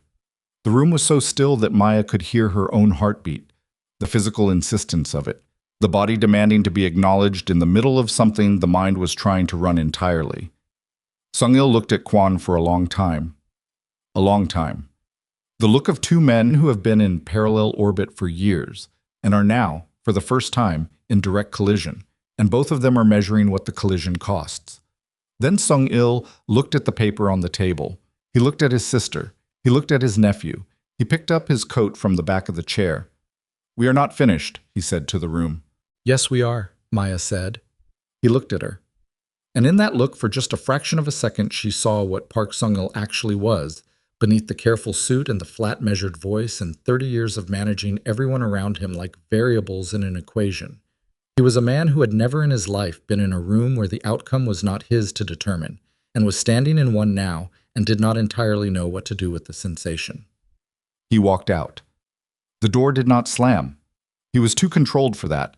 It closed with a soft, definitive click that was somehow worse than a slam. The apartment breathed. Chaewon sat down on the arm of the sofa.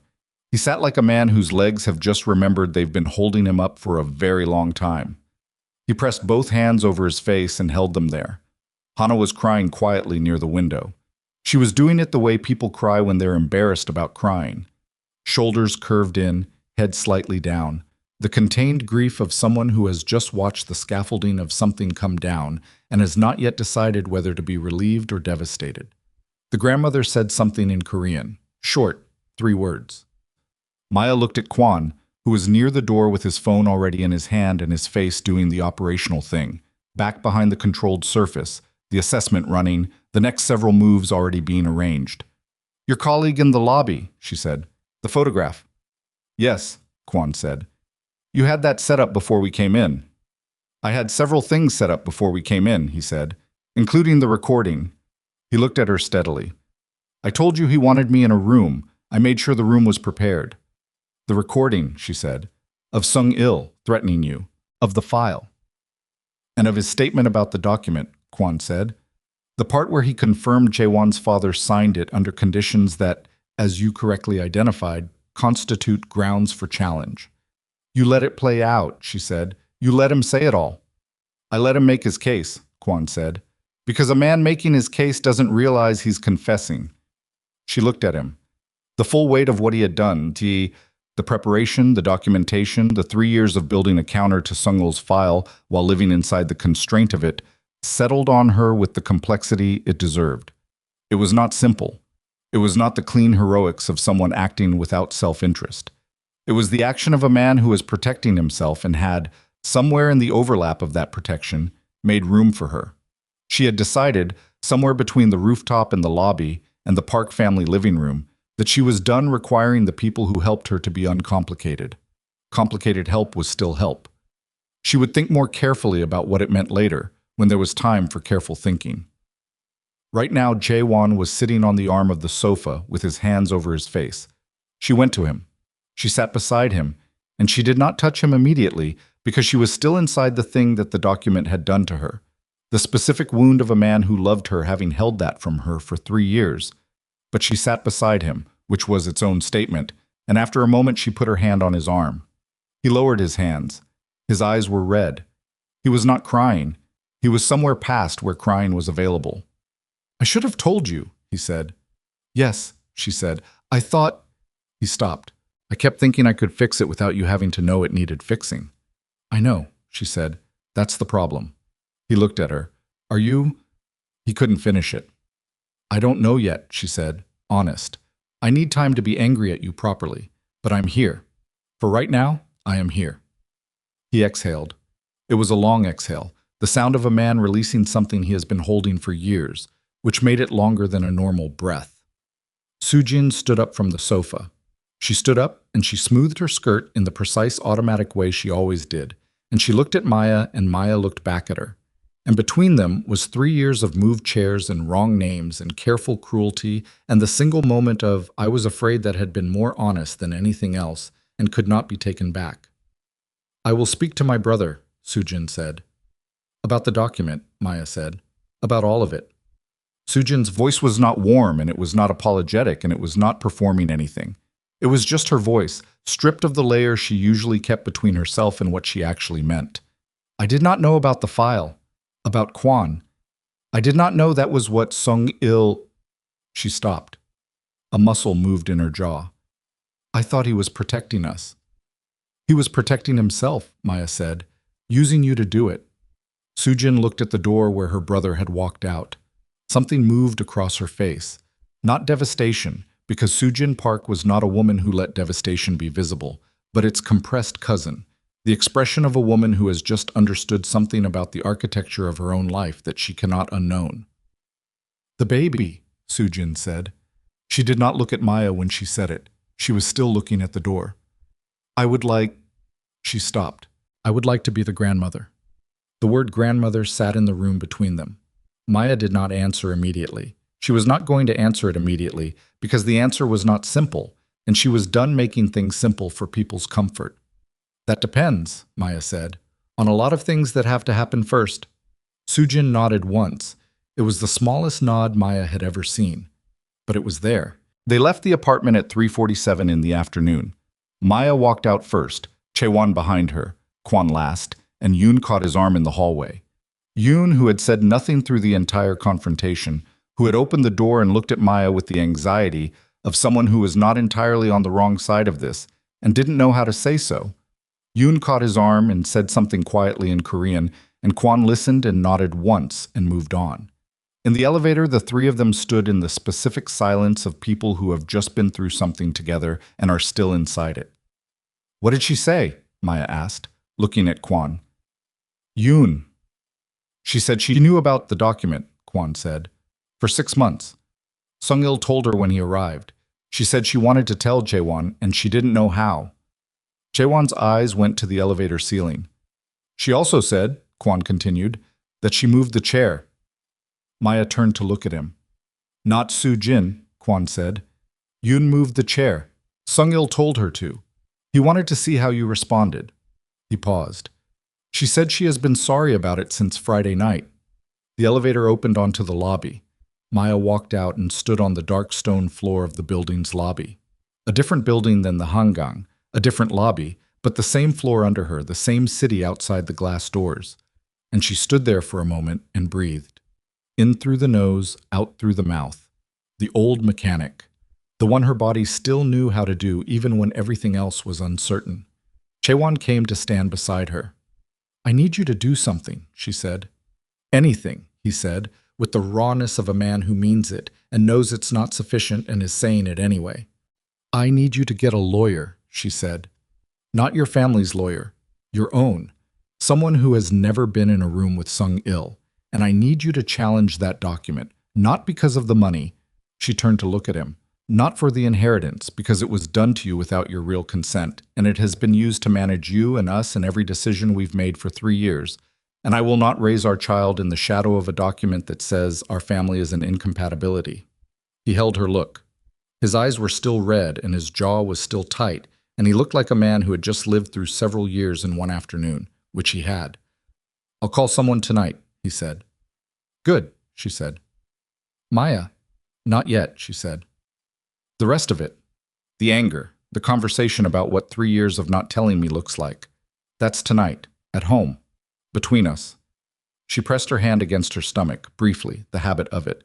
"Right now I need something to eat and I need to sit down and I need—" Her voice did something she hadn't authorized it to do. A slight fractional thing, the controlled surface developing its hairline fracture. She pressed it closed. "I just need a minute." Chaewon put his arm around her. She let him.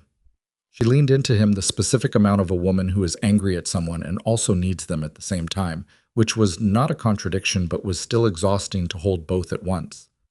Kwon was on his phone 3 feet away. He had turned slightly away from them, which was not distance but the deliberate giving of space, the practiced reading of when a moment belonged to 2 people and not 3. He ended the call. He turned back. "Sung-il took a car to JFK," he said. "He has a flight to Seoul at 6. Jaewon straightened. "He's leaving." "He's regrouping," Kwon said. "There's a difference. What happened today is not finished. He will find another approach. He is not a man who accepts a loss. He recategorizes it as a delay and looks for the next opening." He looked at Maya. "The recording will help. The document challenge will help. But Sung-il has resources in Seoul that are outside the reach of anything I have here, and he is going to use them." "Then we need to move faster than he can regroup," Maya said. "Yes," Kwon said. "How fast?" "The document challenge needs to be filed before he lands in Seoul and makes calls," Kwon said. "Once he's back in his own network, the people who could influence the relevant financial institutions will start receiving calls. If the challenge is already in the legal record, can you file tonight? Maya said to Chaewon. I don't have a lawyer. I do, Kwon said. I have several, and one of them handled exactly this type of challenge last year. With your permission, Chaewon, with your explicit instruction, I can have her start tonight. Chaewon looked at Kwon. The look between them was not simple. It was the look of a man who understands that the help being offered comes from someone whose involvement in his family's history is part of what created the problem, and who is choosing to accept it anyway because the alternative is worse, and because something has changed in the last 3 hours about how much energy he has left for the performance of uncomplicated choices. Do it, Jaewon said. Kwon nodded. He was already typing. Maya stood in the lobby and she felt the exhaustion arrive. Not the physical kind, though that was present too. The pregnancy weight and the sleepless nights and the afternoon's sustained adrenaline finally presenting their invoice. But the specific exhaustion of a woman who has been fully, completely present inside an enormous and ugly and complicated thing for hours, and is now standing on the other side of it knowing the thing is not over. Her phone buzzed. Unknown number. The same one. She looked at it. He didn't go to JFK. She looked up at Kwon. Your source on Sung-il. Kwon looked at his own phone. His face went to the white stillness she had seen twice before. The stillness that meant something had moved that he had not expected to move. He didn't take a car to JFK, Maya said. No, Kwon said. He didn't. He was reading something. His jaw tightened the way it tightened when he had reached the bottom of something and found it further down than he'd measured. He went to a building on West 44th Street. He has been there for the last 22 minutes. What's on West 44th Street? Jaewon said. Kwon looked at Maya. She already knew what he was going to say. She knew because she had been paying attention to the shape of things, the way the problem kept having another layer underneath, the way every answer revealed another question of greater weight. And she looked at Kwon's face, and she read it the way she had been learning to read it, completely, without softening. And she said, Who does he know on West 44th Street? A man named Lim Dong-soo, Kwon said. He is... Kwon paused, not for effect, but because the next words required selection. He handles things that Sung-il cannot handle through legitimate channels. The same function that Sung-il tried to recruit me for when he came to my office. He went directly, Maya said. He didn't go to the airport. He went directly from this apartment to... Yes, Kwon said. Jaewon said, What does that mean? Maya answered before Kwon could. She answered because she had been in this building since rooftop, and she had been adding everything up, and she could see the shape of what it meant as clearly as she had ever seen anything. It means Sung-il didn't come here to negotiate, she said. The negotiation was already the backup plan. When it didn't go the way he expected, he moved to the primary plan. She looked at Kwon. The document was never going to be enough for him. Even with the file on you, he knew that was a standoff. He's had 3 years to plan for the standoff. He needed something else, Kwon said. His voice had a quality it had not had before. Not the controlled instrument, not the managed professionalism. The voice of a man who is looking at a situation that has just gone past the edge of what he had prepared for and is deciding in real time how to meet it. He needed something that couldn't be countered with a recording or a legal challenge. What can't be countered with a recording or a legal challenge, Jaewon said, and his voice was bewildered and tight and afraid in the way of a man who does not yet understand what the room has just become. Maya looked at him. She thought about the text. He heard everything. Be ready. 3 days ago, before she knew who was sending it, before she knew what everything was. The warning that had arrived before she understood what she was being warned about. She thought about Kwon saying a man who resolves people problems. She thought about Sung-il sitting in the chair that was usually Soo-jin's, hands folded, face giving nothing, listening to Maya dismantle his leverage with the focused patience of a man who had a next move he hadn't shown yet. He has her building's address, Kwon said to Jaewon, not to Maya. And the fact that he was saying it to Jaewon and not to her was the most frightening sentence he had spoken today, because it meant he was telling the husband and not the wife, which meant he was telling the person who needed to do something about it rather than the person it was being done to. Sung-il has had the Hongkong address for weeks. He's had Maya's address. The lobby was cold. The chrysanthemum vase was empty. Mr. O had not replaced them this week, and the ceramic sat bare on its table, and the detail of it, the absent flowers, landed on Maya in the specific way that irrelevant details land when your brain is trying to find something ordinary to hold. "We need to move her," Kwon said. He was already on his phone. "Tonight." "Move me," Maya said. "You cannot go back to the Hangang," Kwon said. He said it not unkindly and not with the management of information that she had called him on at the rooftop. He said it directly, completely, with the look of someone giving her the full thing. If Sung-il has authorized Lim Dong-soo to handle the complication, then the Hangang is where Lim Dong-soo goes first. That is your address. That is where you are on record as living. Chae-won stepped forward. "Then she comes with me. The Park family apartment is the second place Sung-il knows," Kwon said. "Then where—" Jae-won's voice broke on the word. The genuine fracture of a man who is discovering that the protection he failed to provide is now requiring someone else to provide. And he doesn't know what to do with his own helplessness. "I have a place," Kwon said. "Secure. She will be safe there." Maya looked at him. "You've done this before," she said. "This is not a thing you arranged in the last 20 minutes. "No," Kwon said. "I arranged it 4 days ago, when Sung-il came to my office." 4 days ago, she said. "Yes. You arranged a safe house for me 4 days ago." "I arranged an option," he said. "I hoped it wouldn't be necessary." She stood in the lobby and she looked at this man who had been 3 moves ahead since the beginning and who had told her the truth in increments and had still, at every increment, told her more than anyone else in the building was telling her. And she thought about the specific kind of trust that was not the clean, simple kind, but was the kind that existed inside full knowledge of its own complications and held anyway. "Chae-won comes," she said. "Yes," Kwon said. "And tomorrow," she said, First thing, the lawyer files the document challenge." "She's already drafting it," Kwon said. "And Sung-il," she said. "What happens with Sung-il?" Kwon looked at her with the look that she had come to understand was his version of the true thing, unmanaged. Sung-il made a decision tonight that moved this past the point where legal strategy is sufficient to address it. He went to Lim Dong-soo. That decision has consequences that are no longer in his control. "Your consequences," she said. "Yes," Kwon said. She held his look for a long moment. She held it the way she had held every look in this room today, completely, without flinching, reading the full shape of what she was looking at. She knew what consequences meant in the language of Kwon Hyuk-Jae. She had known since he told her about his grandmother's restaurant and the things he ran that didn't get listed in trade publications.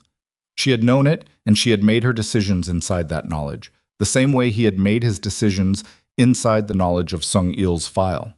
You don't always get to choose the shape of the help that comes to you. You get to choose what you do with it. "Okay," she said. She picked up her bag.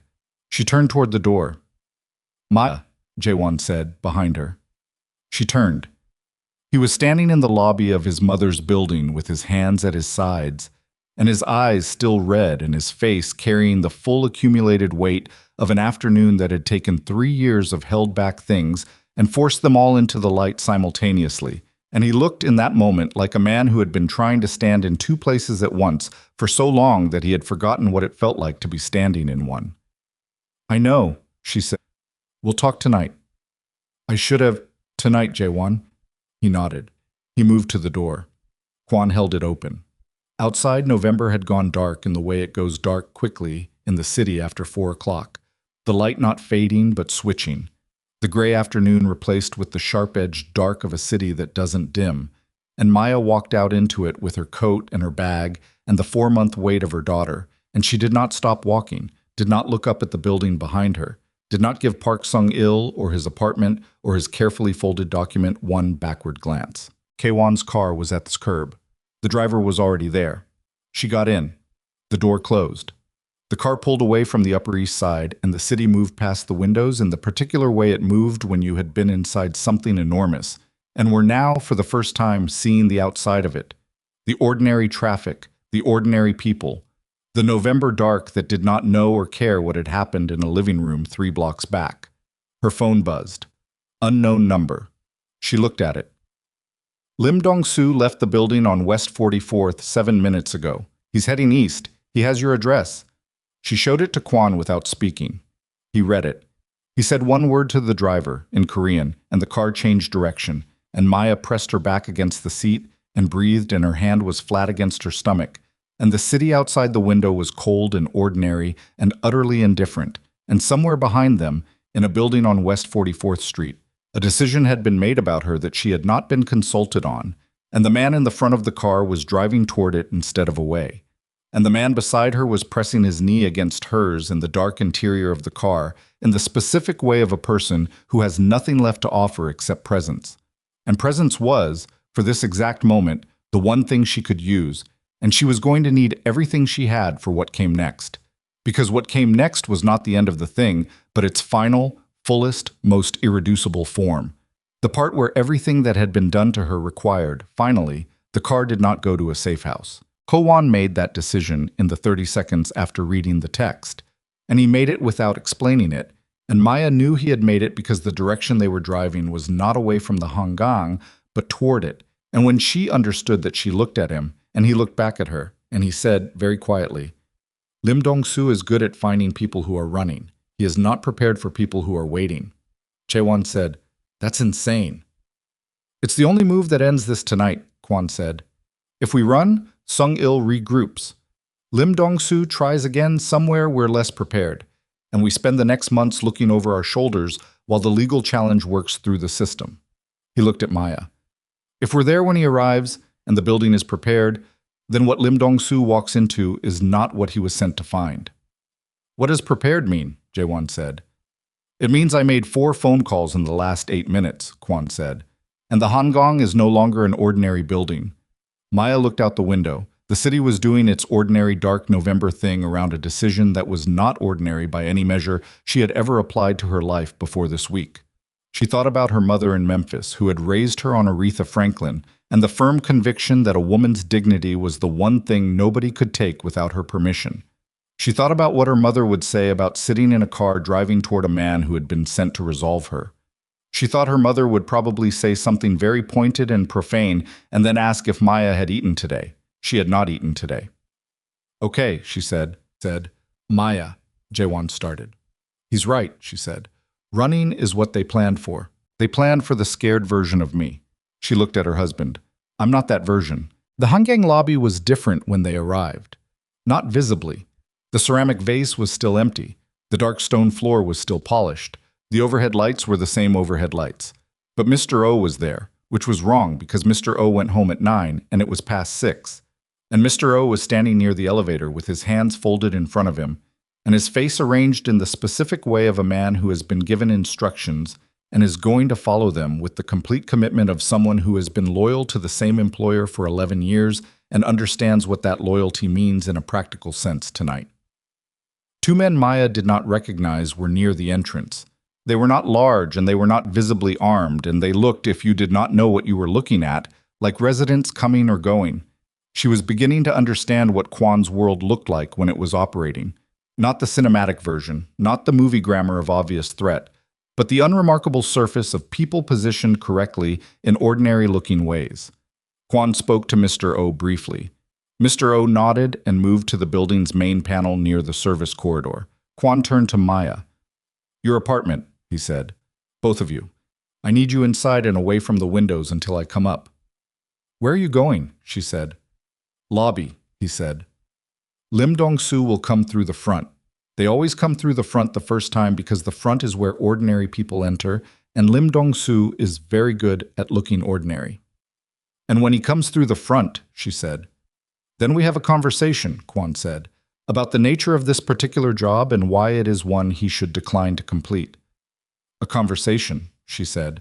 "In my experience," Kwon said, "the right conversation in the right building with the right people present is more efficient than most alternatives." She looked at him for a long moment. She looked at the 2 men near the entrance. She looked at Mr. O at the panel. She looked at Kwon's hands, which were at his sides and completely still. Not the stillness of someone suppressing action, but the stillness of someone who has reached the point past which stillness and action become the same thing. "Don't get hurt," she said. He looked at her with the expression that she had seen 3 times now and had not yet found a category for, not warmth exactly, not the performed version of warmth, but something that existed in the same neighborhood as warmth and was more durable than warmth because it was built from something harder. Go upstairs, he said. She went. The apartment was exactly as she had left it that morning. The phone charger on the kitchen counter, the glass of water she had poured and not drunk, the specific ordinary disorder of a life that had been interrupted mid-morning and had not known it was being interrupted. She sat on the couch. Jae-won sat beside her. They did not speak for a while, which was not the silence of two people with nothing to say, but the silence of two people who have too much to say and are waiting for the right moment to begin. And the right moment was not while an unknown man was walking toward their building from the east. Her phone buzzed. Unknown number. He's on your block. 2 minutes. She showed Jae-won. He looked at it and his jaw tightened and he put his hand over hers on the phone. She let him. 1 minute passed, then another, then 5, then 10. The building was quiet, not the held breath quiet of before, a different kind of quiet, the quiet of something that has crested and is now descending. Her phone buzzed again. Same number. He's gone. It's done. She stared at the two words. Jae-won read them. What does done mean? I think, she said slowly, it means Kwon had his conversation. What did the conversation? I don't know exactly, she said, and I'm not going to ask exactly. Because the version I can ask about and the version that actually happened are two different versions, and living inside this situation has required me to make peace with that distinction. Jae-won was quiet. Is that something you can live with? He said. Long term, the not asking exactly. She thought about it genuinely, which was the only way she knew how to think about things anymore. I don't know yet, she said. Ask me again in 6 months. He nodded. He looked at their hands, her hand under his on the phone. I'm going to fix it, he said. The document, the lawyer, all of it. I know saying it isn't the same as doing it. No, she said. It isn't. But I'm going to do it. She looked at him. The man from the Chicago hotel bar, reading the right book, who had called her mother Ms. Darlene and remembered the names of her college roommates and made her soup without being asked, and had also, for 3 years, carried a secret that had been slowly poisoning the architecture of everything they were building. Both things. The same man. I know you are, she said. I should have told you about the document the day I understood it was relevant, he said. That's the thing I keep coming back to. That was the day. Everything after that, every dinner, every chair, every Friday, I watched my mother look through you and said she'll come around. All of it was me managing a situation you didn't know you were in. That was wrong. I know it was wrong. I can't. His voice went tight. I can't tell you how sorry I am in a way that's equal to what it cost you. She looked at their hands. You're going to try anyway, she said. Yes, he said, for as long as it takes. She turned her hand over under his so they were palm to palm. It was a small movement. It was not forgiveness. Forgiveness was a longer project and she was not going to rush it for anyone's comfort, including her own. But it was presence. It was I am here and you are here, and we are going to do the long, ungraceful work of this together. The baby needs a name, she said. He blinked. The shift from where they had been to this one was sharp enough that he needed a second to follow it. I've been thinking about Eleanor, she said, but I want a Korean middle name, something your mother suggests. He stared at her. Not because I'm forgiving her tonight, she said. Not because the chair didn't happen, or the 3 years didn't happen, but because she is this baby's grandmother, and she said she wanted to be one. And if she means it, if she is actually willing to do the work of meaning it, then the first thing she can do is give her granddaughter a name she chose. She looked at him. That's how you start. You give people something real to do with the better version of themselves they're claiming to want to be. Jae-won was quiet for a long moment. Then he said, My grandmother's name was Hyun-Ja. Tell your mother, Maya said. Kwon came up at 7:43. He knocked. She opened the door and looked at him and checked the visible inventory of him. Both hands present, coat intact, face doing the controlled thing, but with the slightly different quality of controlled that followed action rather than anticipated it.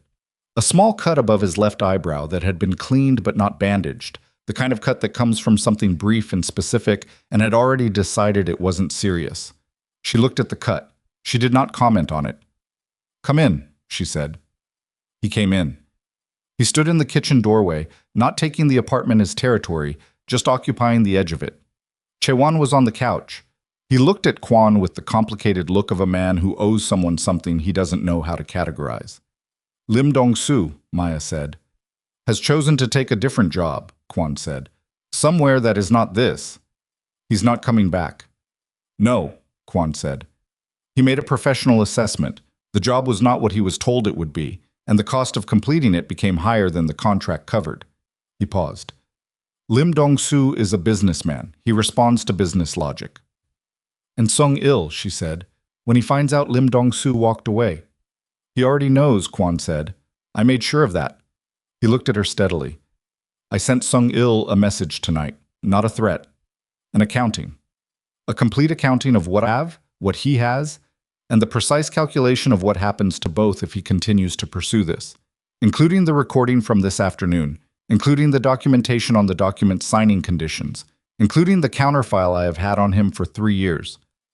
A pause. And including the information that Lim Dong-soo's visit to this building was recorded by 7 cameras at 17 different angles, and that the footage exists in 4 separate locations. What did he say? Jae-won said. He hasn't responded yet, Kwon said. He won't tonight. Sung-il is a man who needs time to re-examine a situation before he acknowledges that it has changed, but he will acknowledge it, and when he does, he will withdraw. Not because he has become a better person, because the math has shifted. Sung-il operates on math. People like that always find another angle, Jae-won said. Yes, Kwon said, which is why the document challenge being filed tonight matters, and why your cooperation with your own attorney from here forward needs to be complete. Nothing held back, nothing managed.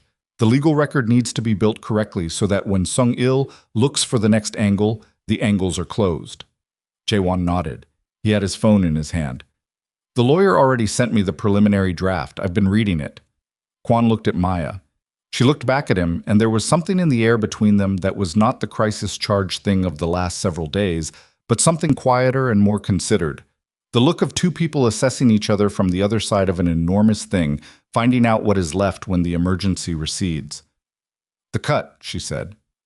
It's nothing, he said. You should put something on it. I will. I have a first aid kit under the bathroom sink, she said. Second cabinet. He looked at her. Something moved in his face, not surprise, but the acknowledgement of a small and specific kindness offered in a specific way that was neither obligated nor performed.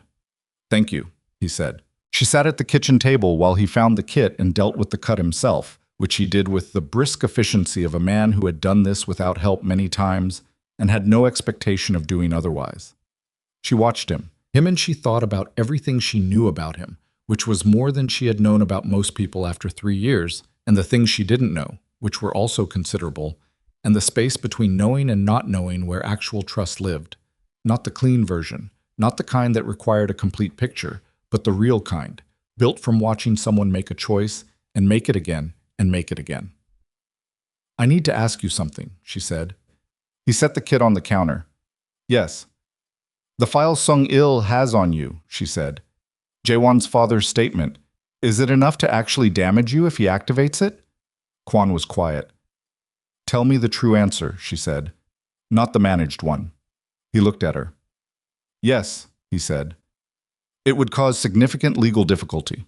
Not destroy everything, but significant. He paused. It is a risk I have been living with for 3 years and have decided I can continue to live with in exchange for the other things that matter. What other things? She said. He looked at her for a moment. Building things that are clean, he said. Whatever I do in the other rooms, the rooms you don't ask about exactly, I have been trying for the last several years to also build things that are clean. The hangang, other properties. A restaurant on a Brooklyn side street that smells like garlic and red wine and something baked. He said this last part simply, without sentiment, but the simplicity of it was its own kind of weight. My grandmother asked me to keep it running. She said a restaurant was a place where people came in from whatever was happening outside and sat down and were fed. She said that was a thing worth preserving. Maya thought about a woman she had never met who had kept a restaurant in Brooklyn and had a grandson who answered his phone in one ring and drove with cedar-smelling cars and had been 3 moves ahead of Park Sung-il since before she knew his name. She sounds like she was something, Maya said. She was the best person I ever knew, Kwon said. She also knew exactly what I was and loved me without conditions, which is, he stopped, rarer than it should be. Maya nodded. She understood that sentence in the specific way that you understand sentences that have been true in your own life. I'm going to need something from you, she said. Name it, he said. I'm going to need the building, she said. The hangang. I need to know that my family has a stable place to live that isn't subject to being used as leverage by anyone for any reason. I'm not asking you to give it to me. I'm asking you what it would take to purchase our unit. At market rate. So it's ours, legally, in both our names, with no connection to the Park family holdings or to any arrangement that can be reached by someone who wants to use it as a pressure point. Kwon looked at her. You want to buy your apartment? I want to own my home, she said. There's a difference. He was quiet for a moment. Then something happened at the edges of his expression. Not quite the smile, not quite the look of a man who has been confirmed in something he needed to be confirmed in, but the territory adjacent to both. I'll have the paperwork drawn up, he said. At market rate, she said. At market rate, he agreed.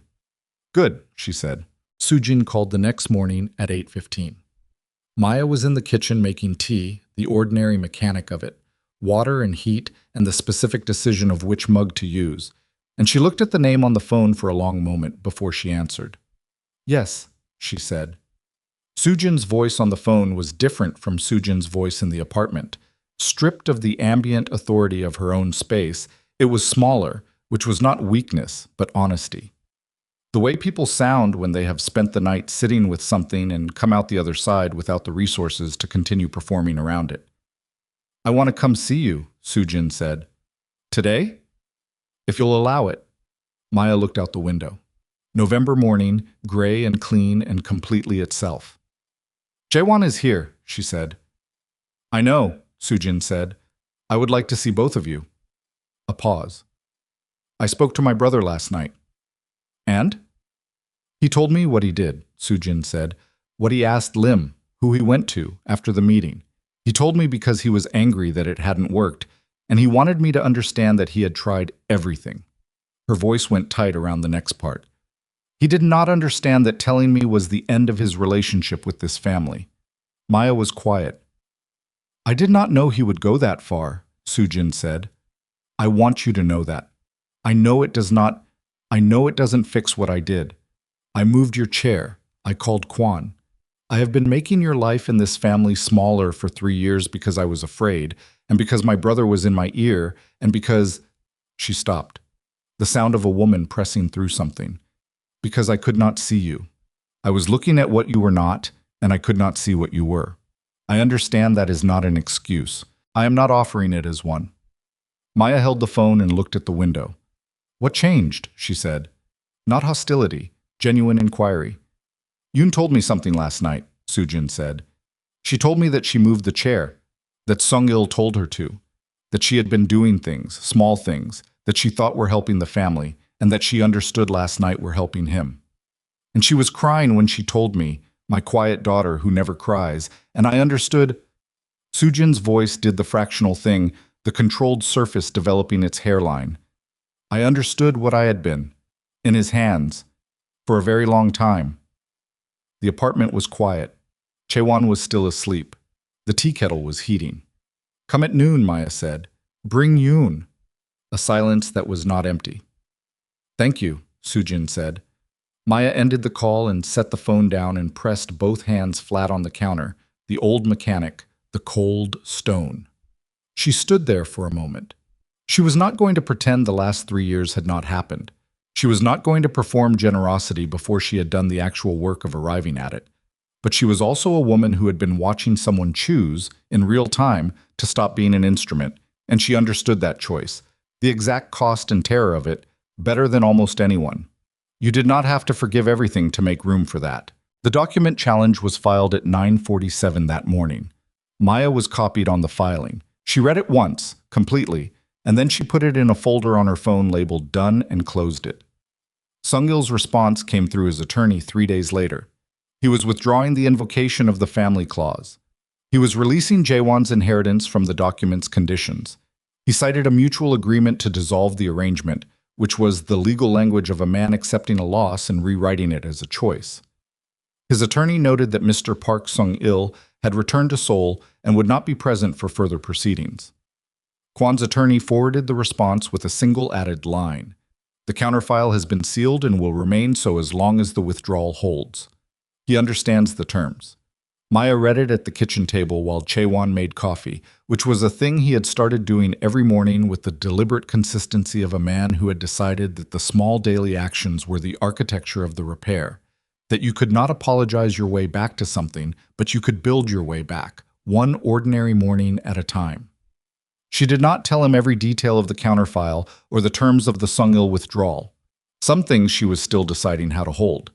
But she told him the document was gone, that his inheritance was clear, that his uncle had withdrawn, and she watched him stand at the counter with the coffee in his hands and exhale the longest exhale she had ever heard from a human being. "It's done," he said. "The legal part," she said. "The rest is work." "I know," he said. "I know it is." He brought her the coffee.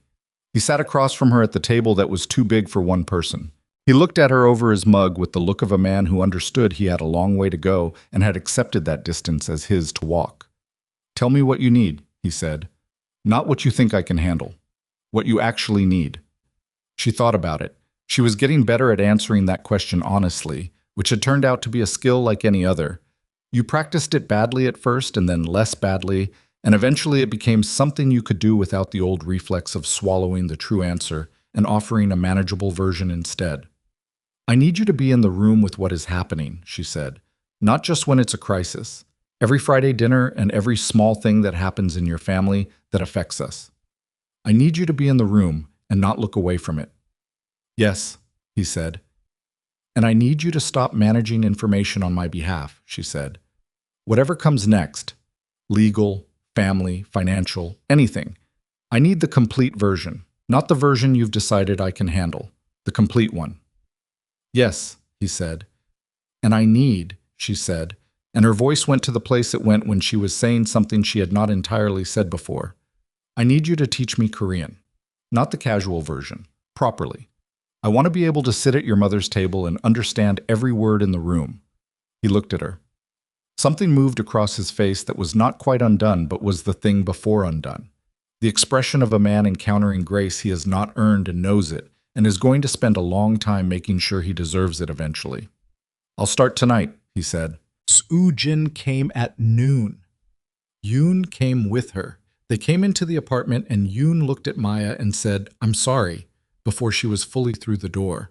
Not the prepared version, not the managed apology, just the words, blunt and direct and costing something. Maya looked at her and nodded once. It was enough for now. Soo-jin came in and stood in the apartment that was not what she had imagined for her son, but was real and warm and had plants in the window and a table too big for one person and a first aid kit under the bathroom sink, and she stood in it with her hands in front of her, and she did not look like the woman who moved chairs. She looked like a woman who had moved a chair and had spent the night understanding what it meant and had come here anyway.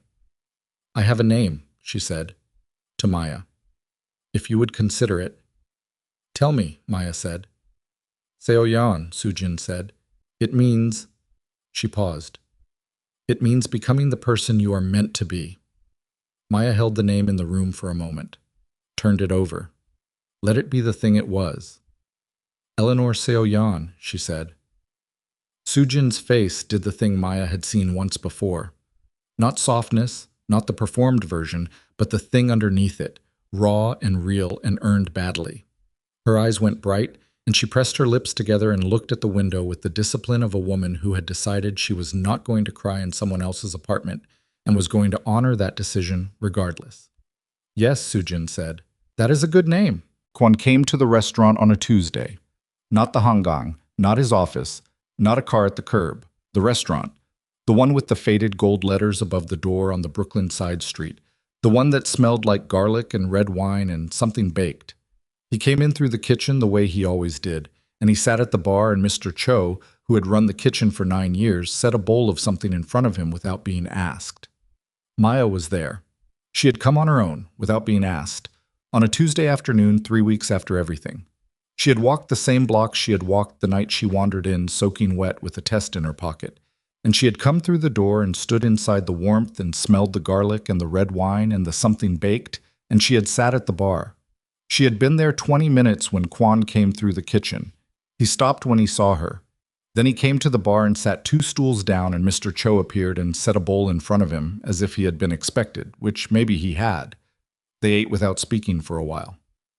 "How is she?" Kwon said. "Active," Maya said. "She moves a lot. I think she's already decided she has opinions about things." Something happened at the corner of his mouth. "She'll come by that honestly." Maya looked at him sideways. "Was that a joke?" "An observation," he said. She ate a spoonful of whatever Mr. Cho had made, which was good in the specific way of food made by someone who knew what they were doing. "How is the legal situation?" she said. "Progressing," he said. "Slowly. My attorney is thorough." "Is it going to be all right?" He was quiet for a moment. "I don't know," he said. "I know that I am doing everything correctly and that the outcome is not entirely in my control. Those are the 2 things I can hold simultaneously." "That's a hard pair of things to hold," she said. "Yes," he said. "It is." She looked at the bar in front of her. The wood of it, old and clean, the kind of surface that absorbed a lot of years without losing its shape. "Your grandmother built something real here," she said. "She built something honest," Kwon said. "Those aren't always the same thing, but she managed both." "Like you're trying to," she said. He looked at her. Not the operational look, not the assessment, not the 3 moves ahead look. Just a look. The look of a person being seen by someone who is choosing to see them completely, the complicated parts and the clean parts both, without needing them to resolve into something simpler. "Like I'm trying to," he said. Maya finished her bowl. She set the spoon down. She looked at the faded gold letters from the inside. Moretti's, painted backward from this angle, the name of a woman who had built a warm room in Brooklyn and asked the person she loved to keep it running. "She would have liked you," Kwon said. He said it simply, looking at the same letters. "How do you know?" Maya said. "She liked people who said the true thing even when it cost them," he said. She said it was the rarest thing she encountered in her life. People who could do it and keep doing it without deciding eventually that it was too expensive. Maya thought about a kitchen table at midnight and a man who had told her the truth in increments and had still told her more than anyone. She thought about 3 years of filing things under reasonable categories. She thought about the sound of her own voice saying the true thing out loud for the first time in a long time, which had turned out to sound less like courage and more like relief. The specific relief of a thing put down that you did not realize you were carrying until your hands were empty. "Tell her I said thank you," Maya said, "wherever she is." Kwon looked at the letters. His face was quiet and old and real. The face of a man who had spent a long time in hard rooms and had held on to the thing his grandmother gave him. The belief that a warm room with honest food was worth protecting, that some things deserved to exist without being used. "She already knows," he said. Outside, November was finally, grudgingly, loosening its grip on the city. The light at 4 o'clock was not the gray switched-off light of the past weeks, but something with a little warmth in it, the first suggestion that the season was going to turn whether it wanted to or not. It landed through the restaurant window at a low angle and caught the edge of the bar and the side of the ceramic mug and the faded gold of the letters from inside. And it was ordinary light doing an ordinary thing, and it was also, in the way that ordinary things sometimes are when you have been through enough to earn the ability to notice them. Exactly enough. Maya put her coat on. She was going home. Not to the penthouse on the 54th floor of someone else's building, not to a borrowed room in a house she was placed in for safety reasons. Home. The apartment on the 14th floor of a building she was in the process of purchasing at market rate. The apartment with the too big table and the plant in the window that was doing better than expected, and a man who was learning how to be in the room, and a daughter who moved with the conviction of someone who had already decided she had things to say. "Thank you," she said to Kwon. For the second time since she had met him. The first time had covered everything from the car to the rooftop to the lobby. And this one covered something different, the quieter, less dramatic thing, the fact of a person who had chosen, repeatedly and at personal cost, to be honest with her when honest was the harder option. He nodded once. He did not say "you're welcome" because that was not the right answer, and he knew it. He said, "Take care of her." Her and her mother both, Maya said. She walked to the door. She pushed through into the November afternoon, the light still doing its low, warm thing across the Brooklyn sidewalk, the street ordinary and cold and completely itself, and she walked in it without an umbrella and without looking back. She was not the woman who had walked into this street soaking wet on an anniversary night with a pregnancy test in her pocket and a marriage she couldn't see clearly yet. That woman had been real, and she had been brave in the specific way of someone who has not yet found out what she is made of. The bravery of not knowing and moving anyway. The woman walking out of the street now knew. She knew what she was made of and what it had cost to find out, and what it was going to take to build what came next, which was not going to be clean or simple or without its ongoing negotiations and ungraceful moments and the long, slow work of two people rebuilding trust that had been damaged by omission and a family relearning the shape of itself. She knew all of that, and she walked into it anyway. Down the block, around the corner, into the ordinary Brooklyn afternoon, which was doing what it always did, holding the city up without comment, asking nothing, offering its cold and specific light to everyone equally. The woman who had been made invisible, and the woman she had decided, on a rainy night 3 months ago, without fully knowing it, to become. Eleanor Seo-yeon moved inside her, strong, opinionated, already certain she had things to say. Maya pressed her hand briefly against her coat. "I know," she said quietly, to the street, to the afternoon, to her daughter. "I know. We're almost there." And she kept walking.